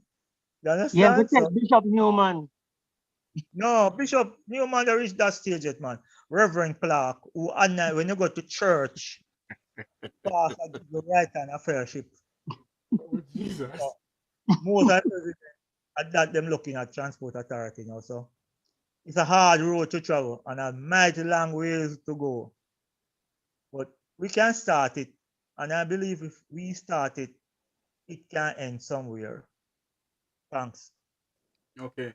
But before I go, the public relation officer for the St. Thomas Chamber of Commerce.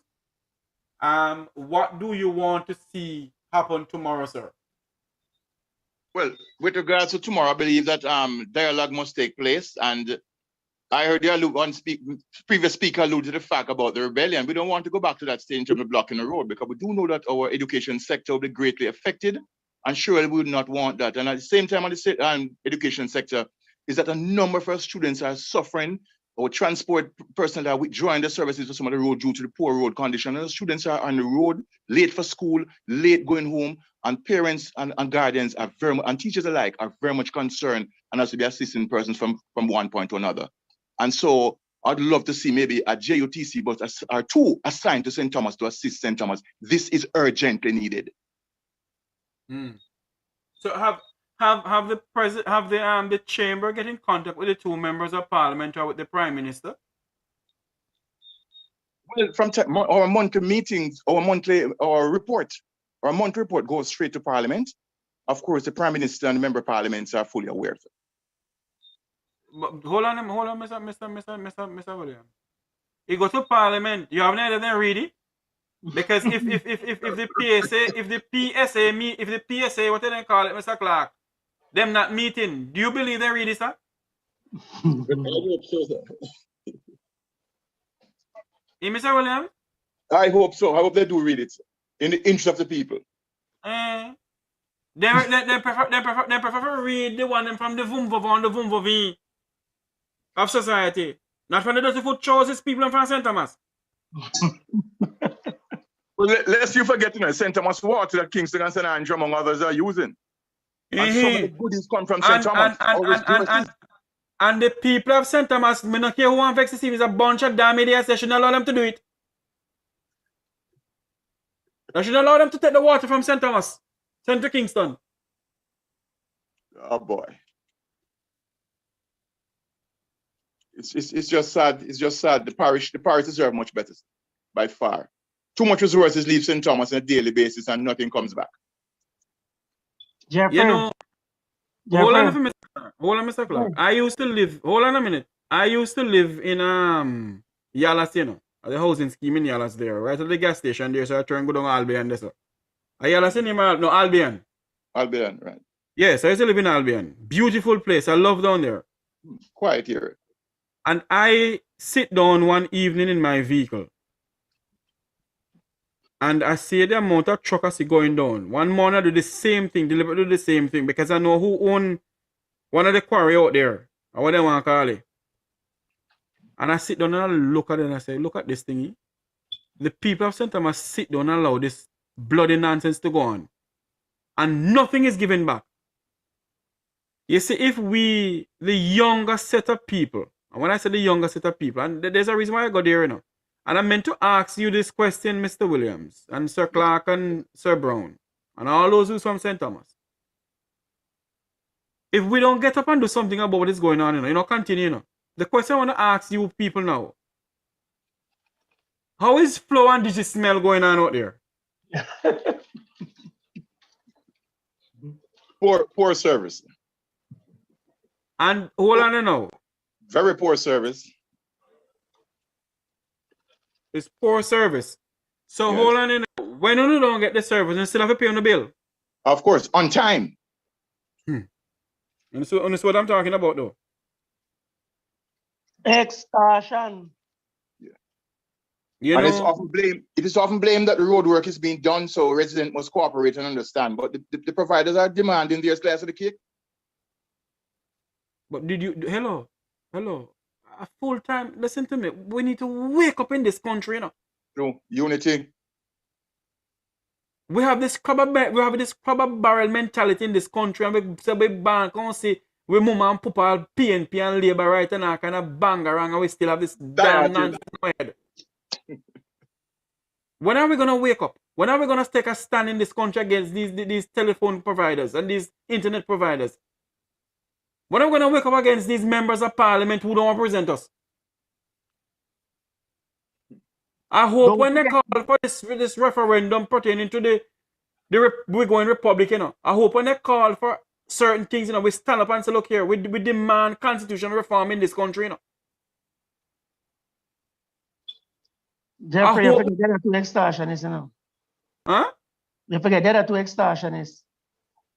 JPS and NWC. Have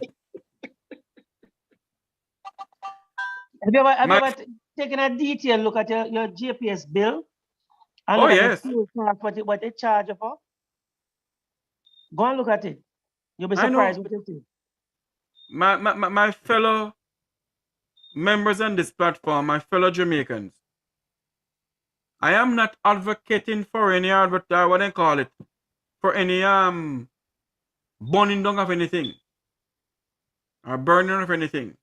What I'm saying and what I continue to say, we need to take a stand and stop put politics in certain things in this country and demand accountability.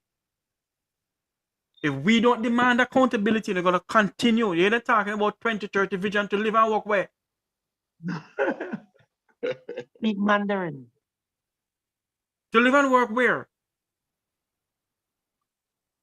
I love Yeah. my country. But if we as Jamaicans don't stand up, if we as individuals in this country and as Jamaicans don't stand up and say to the powers, maybe whatever Prime Minister Holness or opposition leader Golden, we need to stand up and say to them, you are the servant of the people of this country. And some of these hey, I heard Michael Manley said something, you know. If you do not want to lead the people, don't go in it. If you can't represent the people with respect and have respect for the people, do not go in it. And majority of these members of parliament and these politicians has no respect, no regard for the people who put them there.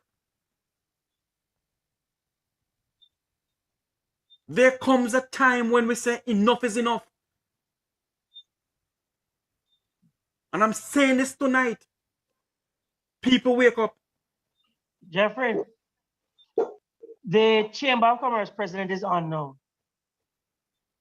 What's the president name? Eccleston Campbell. Mr. Campbell, go ahead, sir. Welcome to Mek Wi Talk.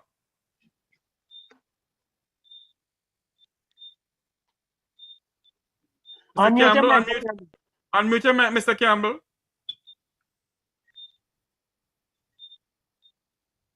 The president of the St. Thomas Chamber of Commerce is on our platform. Gracious is his presence tonight. I'm asking you to unmute your mic, sir, and go ahead. Good evening. Good evening, sir. Your mic is not unmuted at all, sir.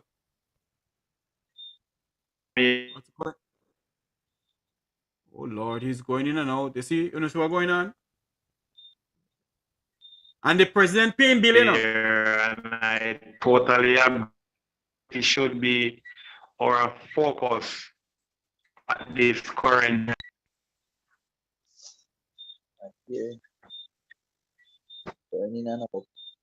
Marcel, Sir Clark, can you give the president my number for him to call this at WhatsApp now? I can put him on, like he can speak through WhatsApp.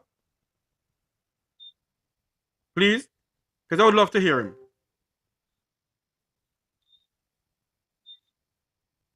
I think he went off a while ago. The internet is not good at all. You see? Yeah, now, Newton, call him up for me now and tell him.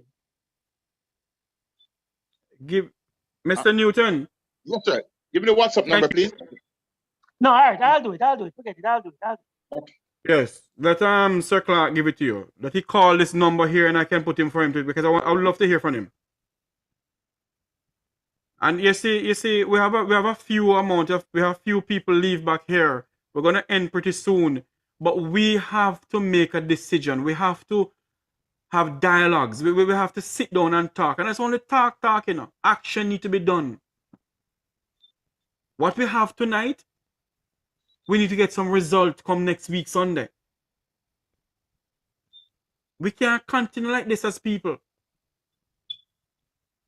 Everywhere in the world, when the brutality of government come down on the people stand up. We are not living in we are not living in a totalitarian country, you know. We're living in a democracy. And we the people, we the favored few, have the power to do things. But we don't do it. Because what? We have this stupid thing in the back of our heads. Why we not getting done? Because, you know, them are politician. And when you see them want boss, give me something, no boss. None of them is not my boss, will never be my boss.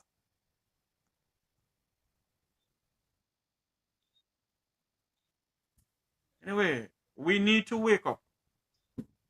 We need to wake up. We need to take a stand.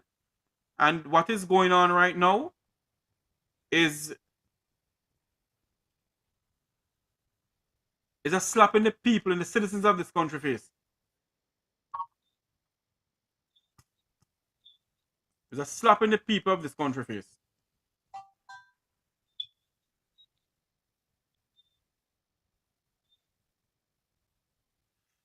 We're waiting on the president of the St. Thomas Chamber of Commerce to come on. I see a lot of people leaving the platform now. We're going to say goodbye pretty soon.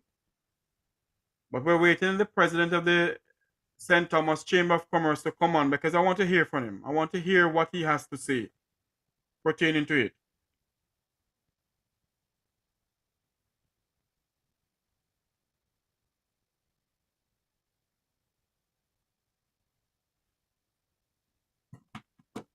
I hope tomorrow when I see President Brown is still on. President Brown, how you doing? You still on there, my friend?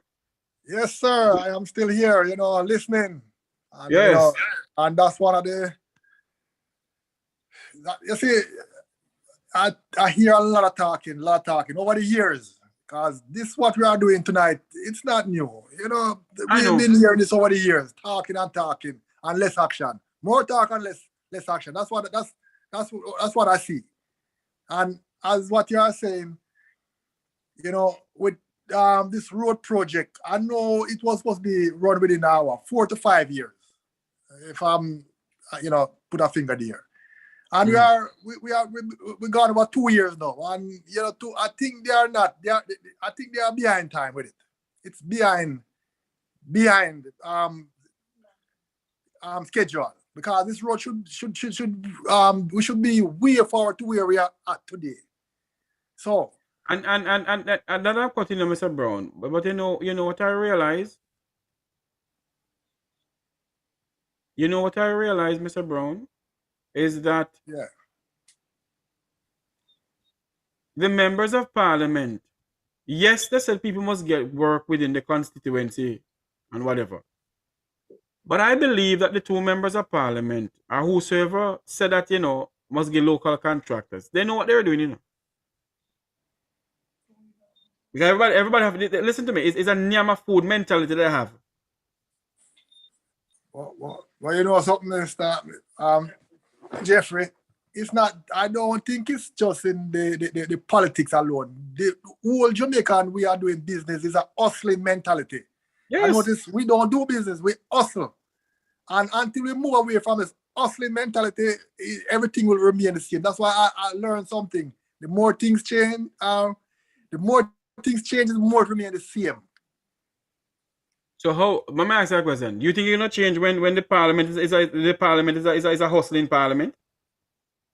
But remember now, it's also a part of our culture. You see this thing we call culture? Yes. So we're not going to be, it's not going to change much. You'll find a little change, but not much. Well, general people, hold on a minute, see if this is the thing, if there's a president here coming in. No. Sir Clark, if you can get through to the president of the St. Thomas Chamber of Commerce, I think we may have to have him on come Tuesday on the radio program.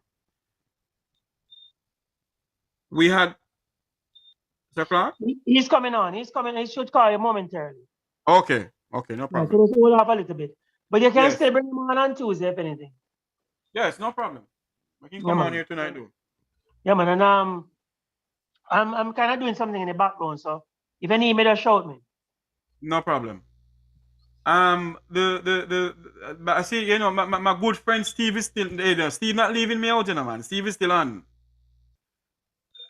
The few that we have leave here, President Brown and others, PRO Williams rather, from the St. Thomas Chamber of Commerce. I pray and hope tomorrow something is done. I pray and hope tomorrow that the two members of parliament address the situation with the contractor, because I'm pretty much sure. You see, this in no other modern democracy can this happen, In no other modern democracy can this happen, where a road work is being done and they treat the people how they feel like treating the people. Only in Jamaica. It happened anywhere else, then I don't know, but maybe happen other places in the Caribbean. But we need to take a stand. We really truly need to take a stand. truly need to take a stand. Mr. Campbell, you're welcome back, sir. You're back on. Unmute your mic, President Campbell.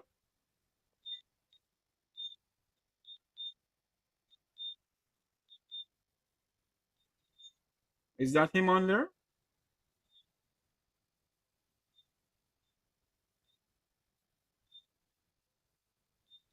Okay,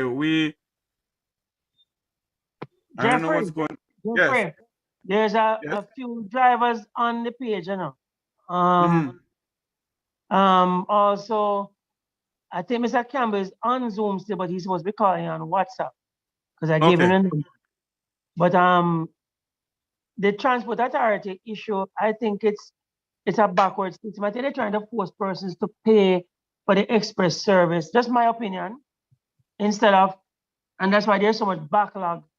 And I think there's a serious hustling mentality going on down there too. Because if you have your friend, you get it PND. I can tell you that. And these are some of the things that needs to be addressed because it's unfair to a driver to put in from January and February for his road license and still have to receive it. And that's to be at the base of a policeman want to take him car or give him ticket or whatever.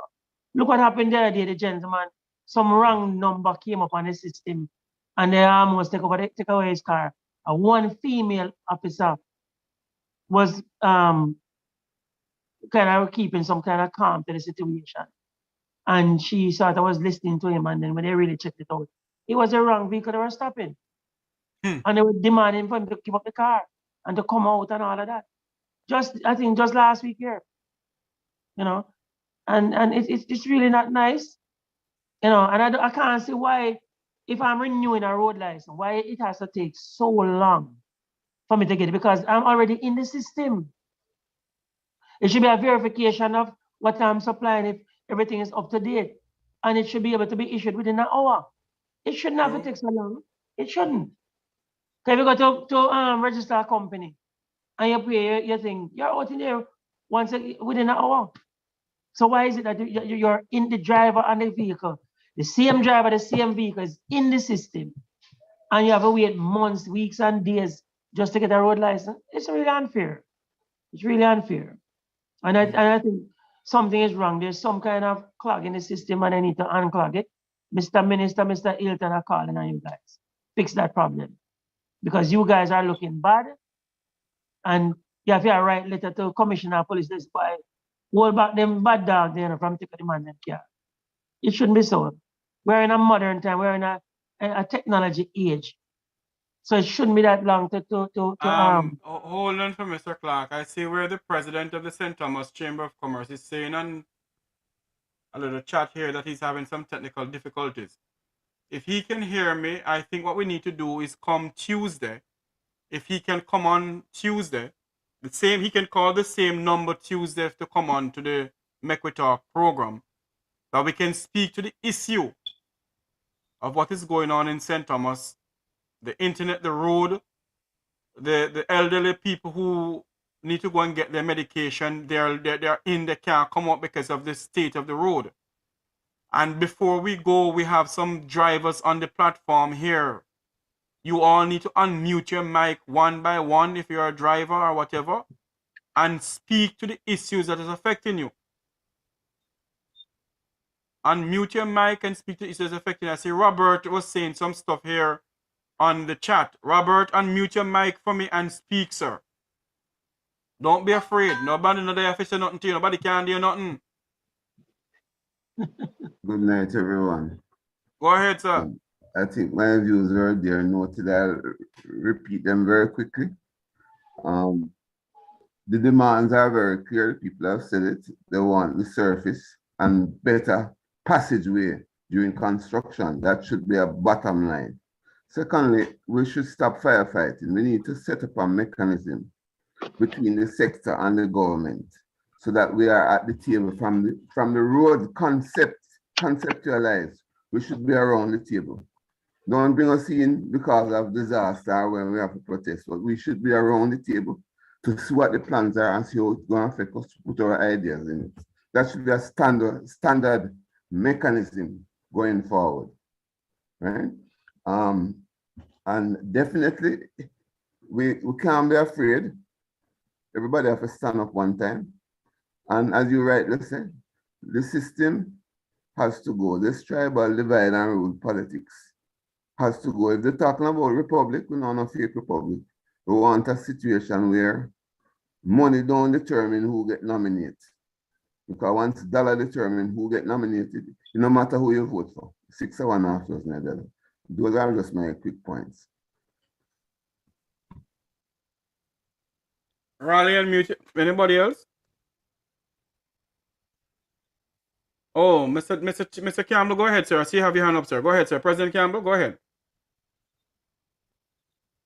I don't know if you unmute your mic.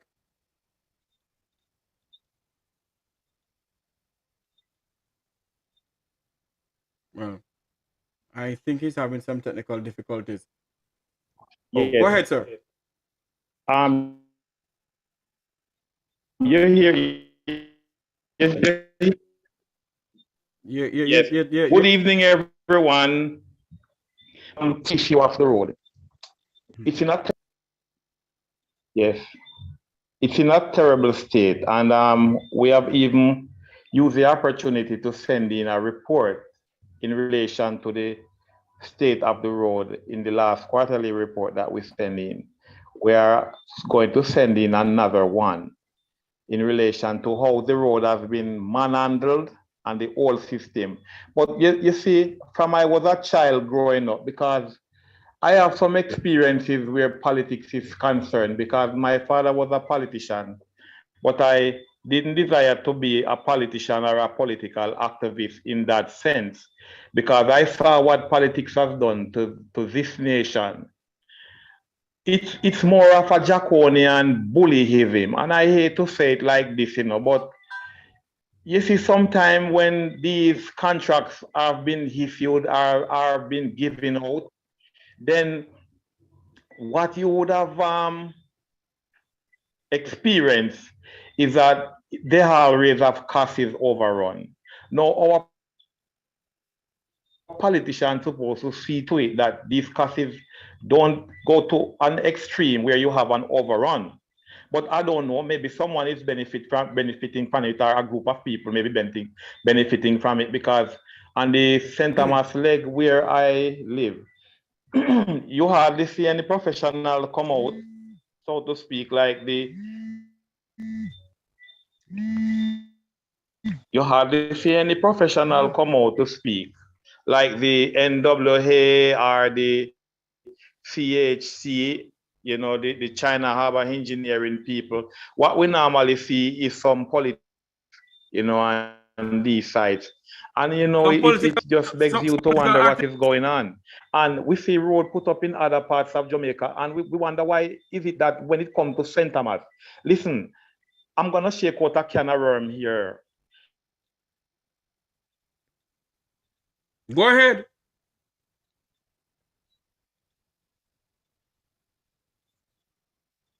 The can stuck in it, the worm stuck in the can, Mr. Campbell.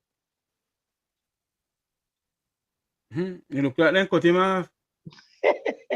Like the two MPs send Flo and Diesel go cut him off. The truth is, where he's living is St. Thomas is the parish.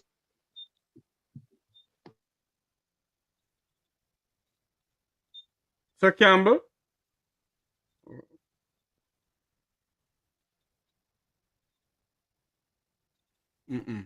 We are having he's having some internet issues coming in from St. Thomas. So see, they kick him off the platform now. No, Mr. Campbell get a phone call, so he must shut him out. Steve? I wonder if it's a SSP call him. Reverend? So Campbell, you back on, sir? We have in channel this.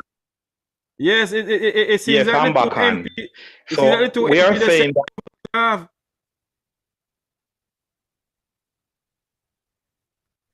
Shake out the worm, Mr. Campbell. Shake it up. I know someone want to hear what kind of worm he had.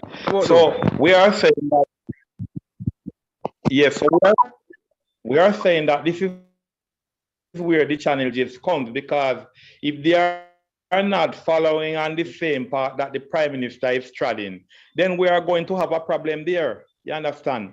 And the work is there to be done, and people acknowledge and identify the work. So do your work, you know, and let your work shine.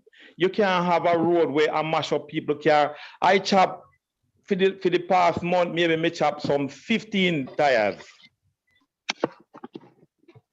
Yeah, hold on there. Your father one tire company? Not exaggerating. Front end leak out, you change ball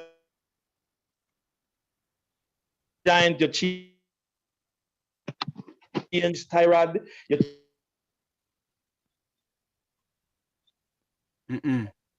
change state, and then the Oh Lord, the internet is So is Campbell, a what about problem. a Range Rover Jeffrey? he was a political activist. Yes, when I was at Your internet is giving problem, President Brown of the St. President Thomas Chamber of Commerce.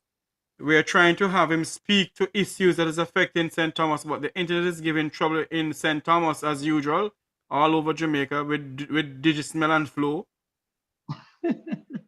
two criminals, two con artists, two scammers. Mass Roddy. Along with the telephone, along with the JPS and the Water Commission. Roddy, you have anything to say, sir? No, we're just listening. I'm just No, listening. man. You are you a taxi driver, sir? Yes, sir. Don't hold me in your account if you gonna listen. No, we just listen right now. Only the problem we have now is with the same road condition. Just that alone we have problem. The same road condition. So what kind of problem with the road condition now? It take me too long to reach from one destination to the other. So come tomorrow morning. Look like President Brown gone. You only can drive in a 1 and 2 gear.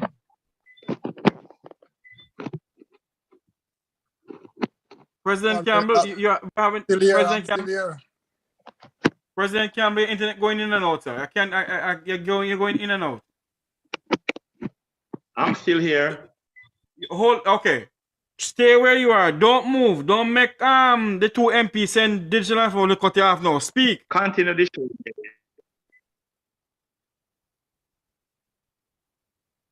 Lord have mercy.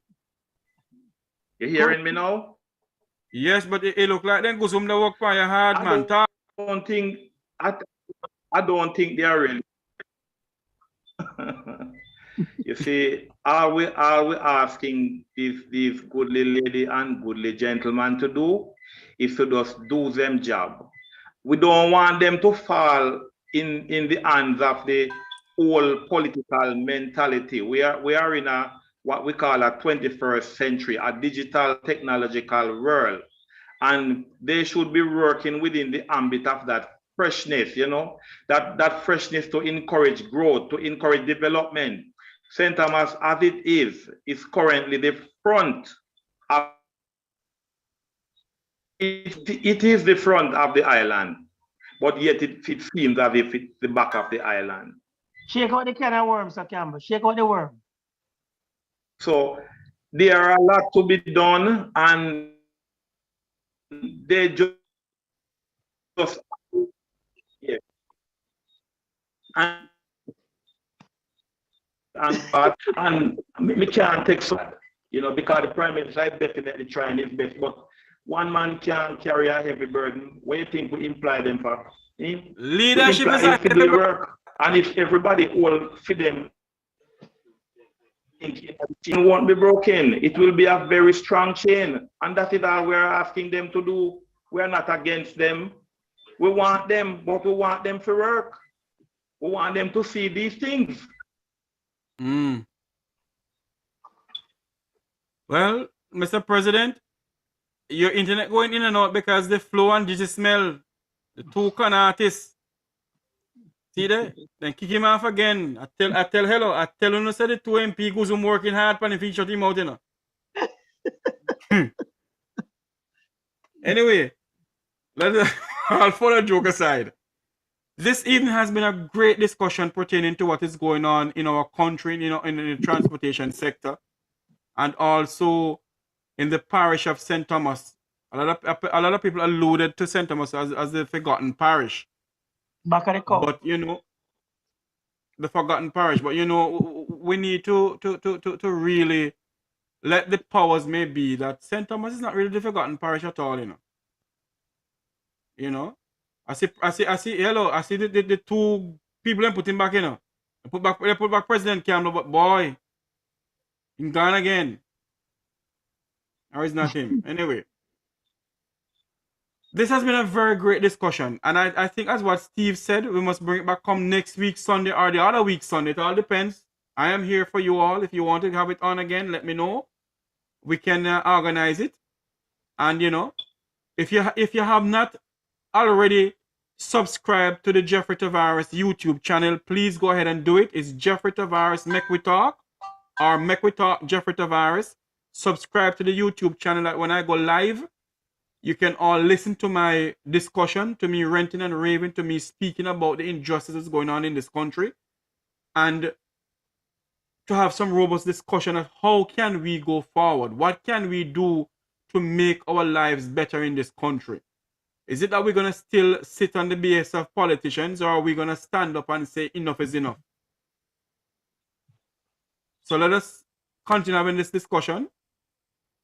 This is where I say so long. Before I go, I'm going to ask, I know I did it already, but I'm going to ask President Brown for his final words. What I have planned for tomorrow? Are we going to block from Negril Point tomorrow and Point tomorrow? Or are we going to block the entrance of St. Thomas going in? So Brown. Yes, I'm Jeffrey. Go ahead. But I think I want to shift more to the transport authority part. Since we also discussing transport matter. I know that the finance minister mentioned about the gas voucher and this loan, low interest loan. And you know, from the last time we speak about it, I don't hear anything more about it. So I was wondering if they forgot about us, because it really will be handy at this time, especially with the operator going through what we are going through now with the high gas price and the high inflation. You know, it really will help us help the transport sector at this time. So that's one of my my concern at this time also. I see President Campbell is back from the St. Thomas Chamber of Commerce. President Campbell, go ahead, sir. I hope they allow you to speak this time. Yes, ladies and gentlemen. I don't think a demonstration is really the way forward right now, because we want to move away from that, but we are holding them accountable. And let me tell you this. You see, when we meet again, we know we're gonna have some more pressure to the government, because this current contractor that we have that is doing this leg, we don't know if they really know what they're doing. You know, it's like it's a guessing game. These gentlemen, our workers are playing, where you have too many digging ups. You have too many digging ups at this time, you know, when roads should be completed. Well, they are currently doing some asphalting on the Prospect Main Road, which is good, but it is too long. You know, you're taking too long. Man, where does all those money come from to pay? What do you mean where the money come from? President Campbell, how do you mean where the money come from? Not for your money. Yes, it's our money, but when you overrun our costs, when you could have done so much more, it can only do just that and no more. We need real good people come out with professional attitude and professional knowledge. And these procurement personnel should have been given a timeline to say, well then, boy, you know, you have certain amount of time, and you see if you not finish it by that time there, we cut you off and we employ somebody else. Because let me tell Mr. Campbell, President Campbell, let me say something to you. Don't you realize what is going on in this country? That when it comes on to contract, for years. The both political party give their cronies contracts in this country. And some of them not even have any backhoe. It's when they get any money, they go buy a little backhoe and roller. Well, that could be true. That could No, be could true. is the truth. But if they really have an interest of art, sort of art, if they really have an interest of art, or have any interest in this country, want the place to look good, even if when you get your money, you go buy a backhoe, but you must be able to put in the work and make it show. Make it show say you're interested for something happen good. The fact of the matter is, just be a case where we come and we catch and we eat. Go ahead. The fact of the matter is, if we have a constitution where we have the Senate, if a Clark company, a Mercer Clark company, contracting company want to have the bid to build the road, then he has to go through the Senate to say, okay, what have you done, and prove to us that you can do X, Y, Z. That's not what goes in Jamaica. You call the Jeffrey Tavares company because Jeffrey Tavares a big name in a parliament, and he get the contract. That will go in the country. And it is time for us to call for proper accountability in this country. It can't continue like this, and the people of St. Thomas need proper representation. Cannot continue this. Go ahead, President Campbell. Yes, they had a young lady, Dr. Charles. She's still young in the business, and we know she needs a little more time to grow. But she must want to talk to people. Well, I don't know if she have that issue because upon the few times that we met, I've never got that into her. I've never seen. I heard about it, but I have never gotten the opportunity to meet her in that state. But I heard about it. But she needs to learn and learn very fast and very quickly, because to tell you the truth, you see, when the father was here as a member of parliament, he has his ways, but then he would have more looked out, because we see he bring an industry here at one time when Eastern Banana Estate used to be in St. Thomas. That place used to employ like some 4,000 odd people.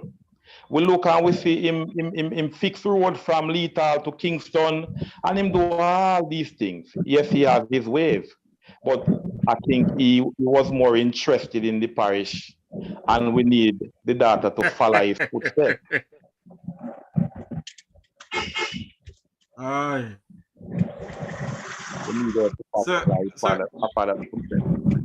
Yes, Sir Campbell, thank you very much for coming on, sir. I hope I can have you on come Tuesday to speak some more of what is going on in St. Thomas, being the Chamber of Commerce president. And I see you have a very good public relation officer in Mr. Williams. He is a very good one. Yes, I pray and hope you can come on this Tuesday coming rather, and Mek Wi Talk, that we can speak some more about it, that the powers may be can hear and do something about what is going on in St. Thomas.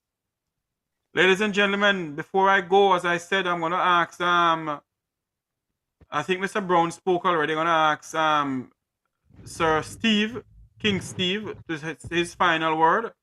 Then the public relation officer for the St. Thomas Chamber of Commerce, his final word. And then Sir Clark, and then we close. There's a number here that comes up as a guest. Do you want to say something? 82354. Go ahead and say something. So who is who? Madam or sir? Who? Okay. 823-545. Okay, I don't know who the person is. The person want to answer. Okay, Sir Steve, your final word. Yes, Jeff. I pray that next week, Sunday, when you come back to this forum, we can get something successful out of it.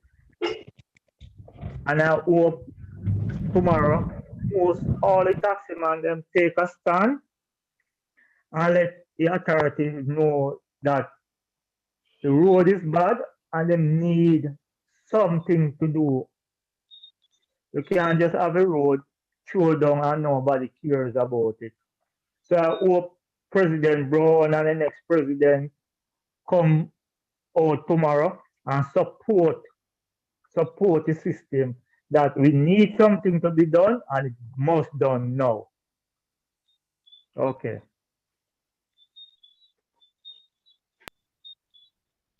PRO Williams. Thanks again, Jeffrey and the team. Just to add that tomorrow, as we meet, I trust that proper senses will prevail as the various leaders from various organizations meet to have discussion and dialogues, and that will do so orderly without disturbance of those who might need to move around their lawful business. I thank you. And I hope to have you on come Tuesday, sir. Yes, sir, will do. Thank you. The gentleman from St. Thomas who helped to lead a rebellion, my good friend, chairman of the St. Thomas Criminal Unit, Crime Sir prevention. Clark, sir. Yes, Jeffrey. I really appreciate this forum tonight and that we're able to speak to persons in different aspects. But comes tomorrow, I being the crime prevention chairman, I'm asking persons tomorrow only withdraw your service and let it be peaceful. The withdrawal of the service will speak volume. But if we take it in a negative manner, it will only feed to the narrative that the little taxi boy or the, I don't want trouble and get them drive bad. That's all you're gonna hear. The message will be lost if we deal with it the wrong way. But if it's dealt with the right way, by just withdrawal of service without any incident, I think it will echo even to the chambers of parliament. It will echo into the Senate. It will echo to Jamaica House and wherever. It will have a much greater effect if we do it peacefully and lawfully. Withdraw your service, I'm in support. But if we're gonna block roads and stuff like that, you lose me there. Thank you, Jeffrey, for having us. And I do endorse next week so we can do a recap and to see what transpired in the coming week. Thank you. Yes. Before we go, I know when you see some numbers come up on this Zoom thing and no name and whatever, you must remember that the members of parliament and the politicians come on, and they don't put up their name or they don't say anything, but they listen. Or they send somebody to listen and bring back whatever they have to say. No, I am not disrespecting anybody. But I'm going to say this before I go this evening. That every member of parliament, every government official, every government in this country, they are the servant of the people of Jamaica. The Prime Minister is the chief servant of the people of Jamaica. Hence, the members of parliament for East and Western St. Thomas are the servant of the people of St. Thomas. And we're calling on both Dr. Michelle Charles, Mr. James Robertson, to address the situation that is going on in St. Thomas. You have elderly people who needs to go and get their medication, their diabetes medication, other medication, their blood pressure medications. And they're having difficulties in doing so because the taxi and bus operators and the citizens of St. Thomas are having problems with the roads. It cannot be that taxpayers' money must continue to work on a road that the contractors has no regard for the traveling public or for the citizens. And some of the contractors that is there do not know A from bullfoot in building roads. But they're put there by politicians and their cronies. Yes, by politicians and their cronies. And we're saying tonight, I am saying it tonight, as a taxpayer of this country of ours, this cannot continue. If we need a country to live in, to live, work, and raise family, then the cronyism, the badmanism, and the corruption need to stop. And if we want a country where we're gonna say we're gonna go republic, then we the people who put the politicians there, we the people who have showed politicians respect for the years, over how many years, we the people cannot continue in a situation like this, where the rampant and disregard and disrespect of our political leaders to us the people. We the people are calling on the Prime Minister of this country of ours. Prime Minister Holness, I know you, sir. And you have been trying to do a good job. But you have people who are, you put over them, they're beneath you. Not really say beneath you. You are their boss. Then let them do their job, sir. Speak to them. Because if they don't do their job, Mr. Prime Minister, then the next election that is called, the dream that you have for a better Jamaica will go down the drain. Because the People's National Party is the same thing. No better barrel, no better herring.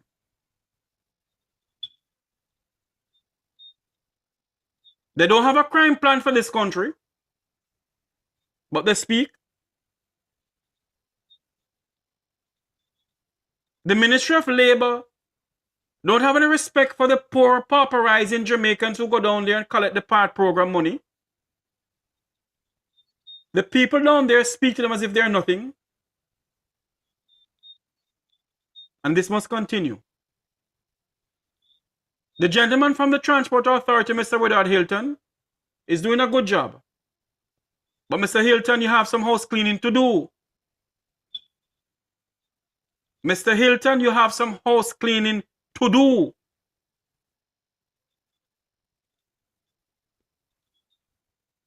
And please, look within the system, sir, and do the house cleaning. We the people, we the people, we the people. I thank you all for listening. I thank you all for joining us. Until you hear my voice again this Tuesday at 11 o'clock on Mek Wi Talk on Root 96.1 FM or on my YouTube channel. Subscribe to my YouTube channel, Jeffrey Tavares, or you can click to the link that I send out. It's Mek Wi Talk Jeffrey Tavares or Jeffrey Tavares Mek Wi Talk. I don't know what exactly it is, but subscribe to the YouTube channel and listen to us, because there comes a time when we got to take a stand. I am not from any political party. My name may be affiliated with some political parties in this country, so be it. But I stand up for my Jamaicans. I am a Jamaican, I'm a Jamaican, and Jamaica come first for me.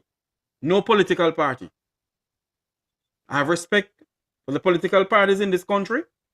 I have respect for the Prime Minister and the opposition leader.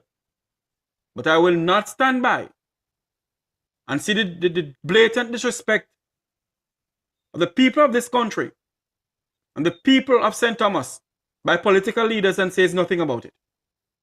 The time is now for the people of St. Thomas to stand up and speak out.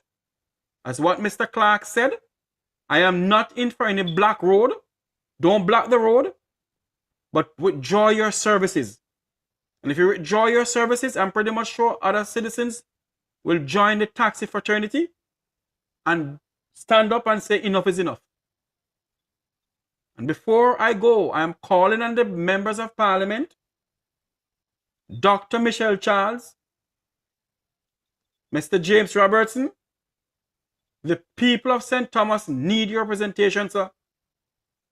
The blatant disrespect by the two members of parliament cannot continue. It cannot continue.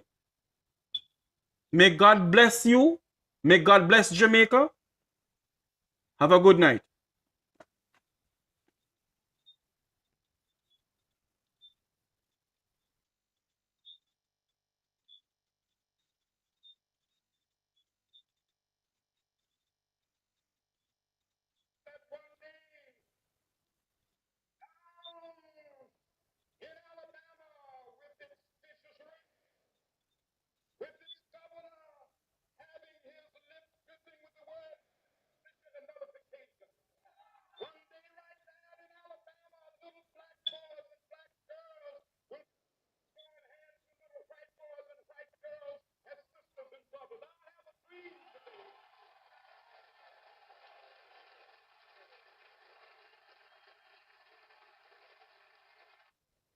It came as a joyous daybreak to end the long night of their captivity. But 100 years later, the Negro still is not free. 100 years later, the life of the Negro is still sadly crippled by the manacles of segregation and the chains of discrimination. 100 years later, the Negro lives on a lonely island of poverty.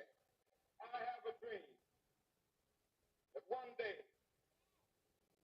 this nation will rise up, live out the true meaning of its creed. We hold these truths to be self-evident that all men are created equal.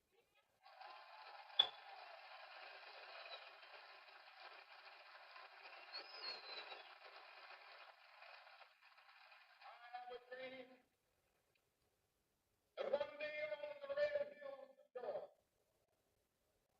sons of former slaves and the sons of former slave owners will they be able to sit down together at the table of brotherhood. I have a dream that one day even the state of Mississippi, a state sweltering with the heat of injustice, sweltering with the heat of oppression, be transformed into an oasis of freedom and justice. I have a dream. My four little children will one day live in a nation where they will not be judged by the color of their skin, but by the content of their character. I have a dream today.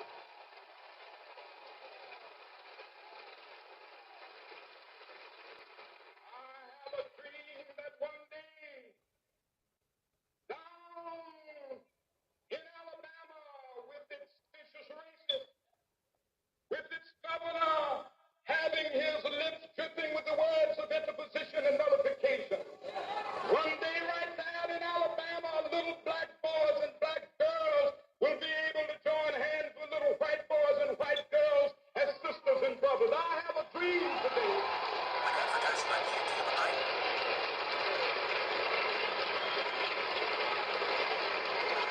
I have a dream that one day every valley shall be exalted. And every hill and mountain shall be made low, the rough places will be made plain, and the crooked places will be made straight, and the glory of the Lord shall be revealed, and all flesh shall see it together. This is our hope. This is the faith that I go back to the south with. With this faith, we will be able to hew out of the mountain of despair a stone of hope.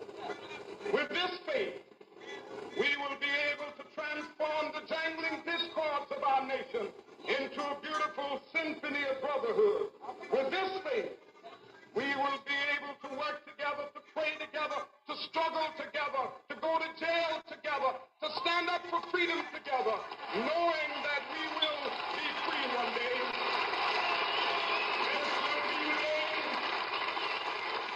This will be the day when all of God's children be able to sing with new meaning, my country tears of thee.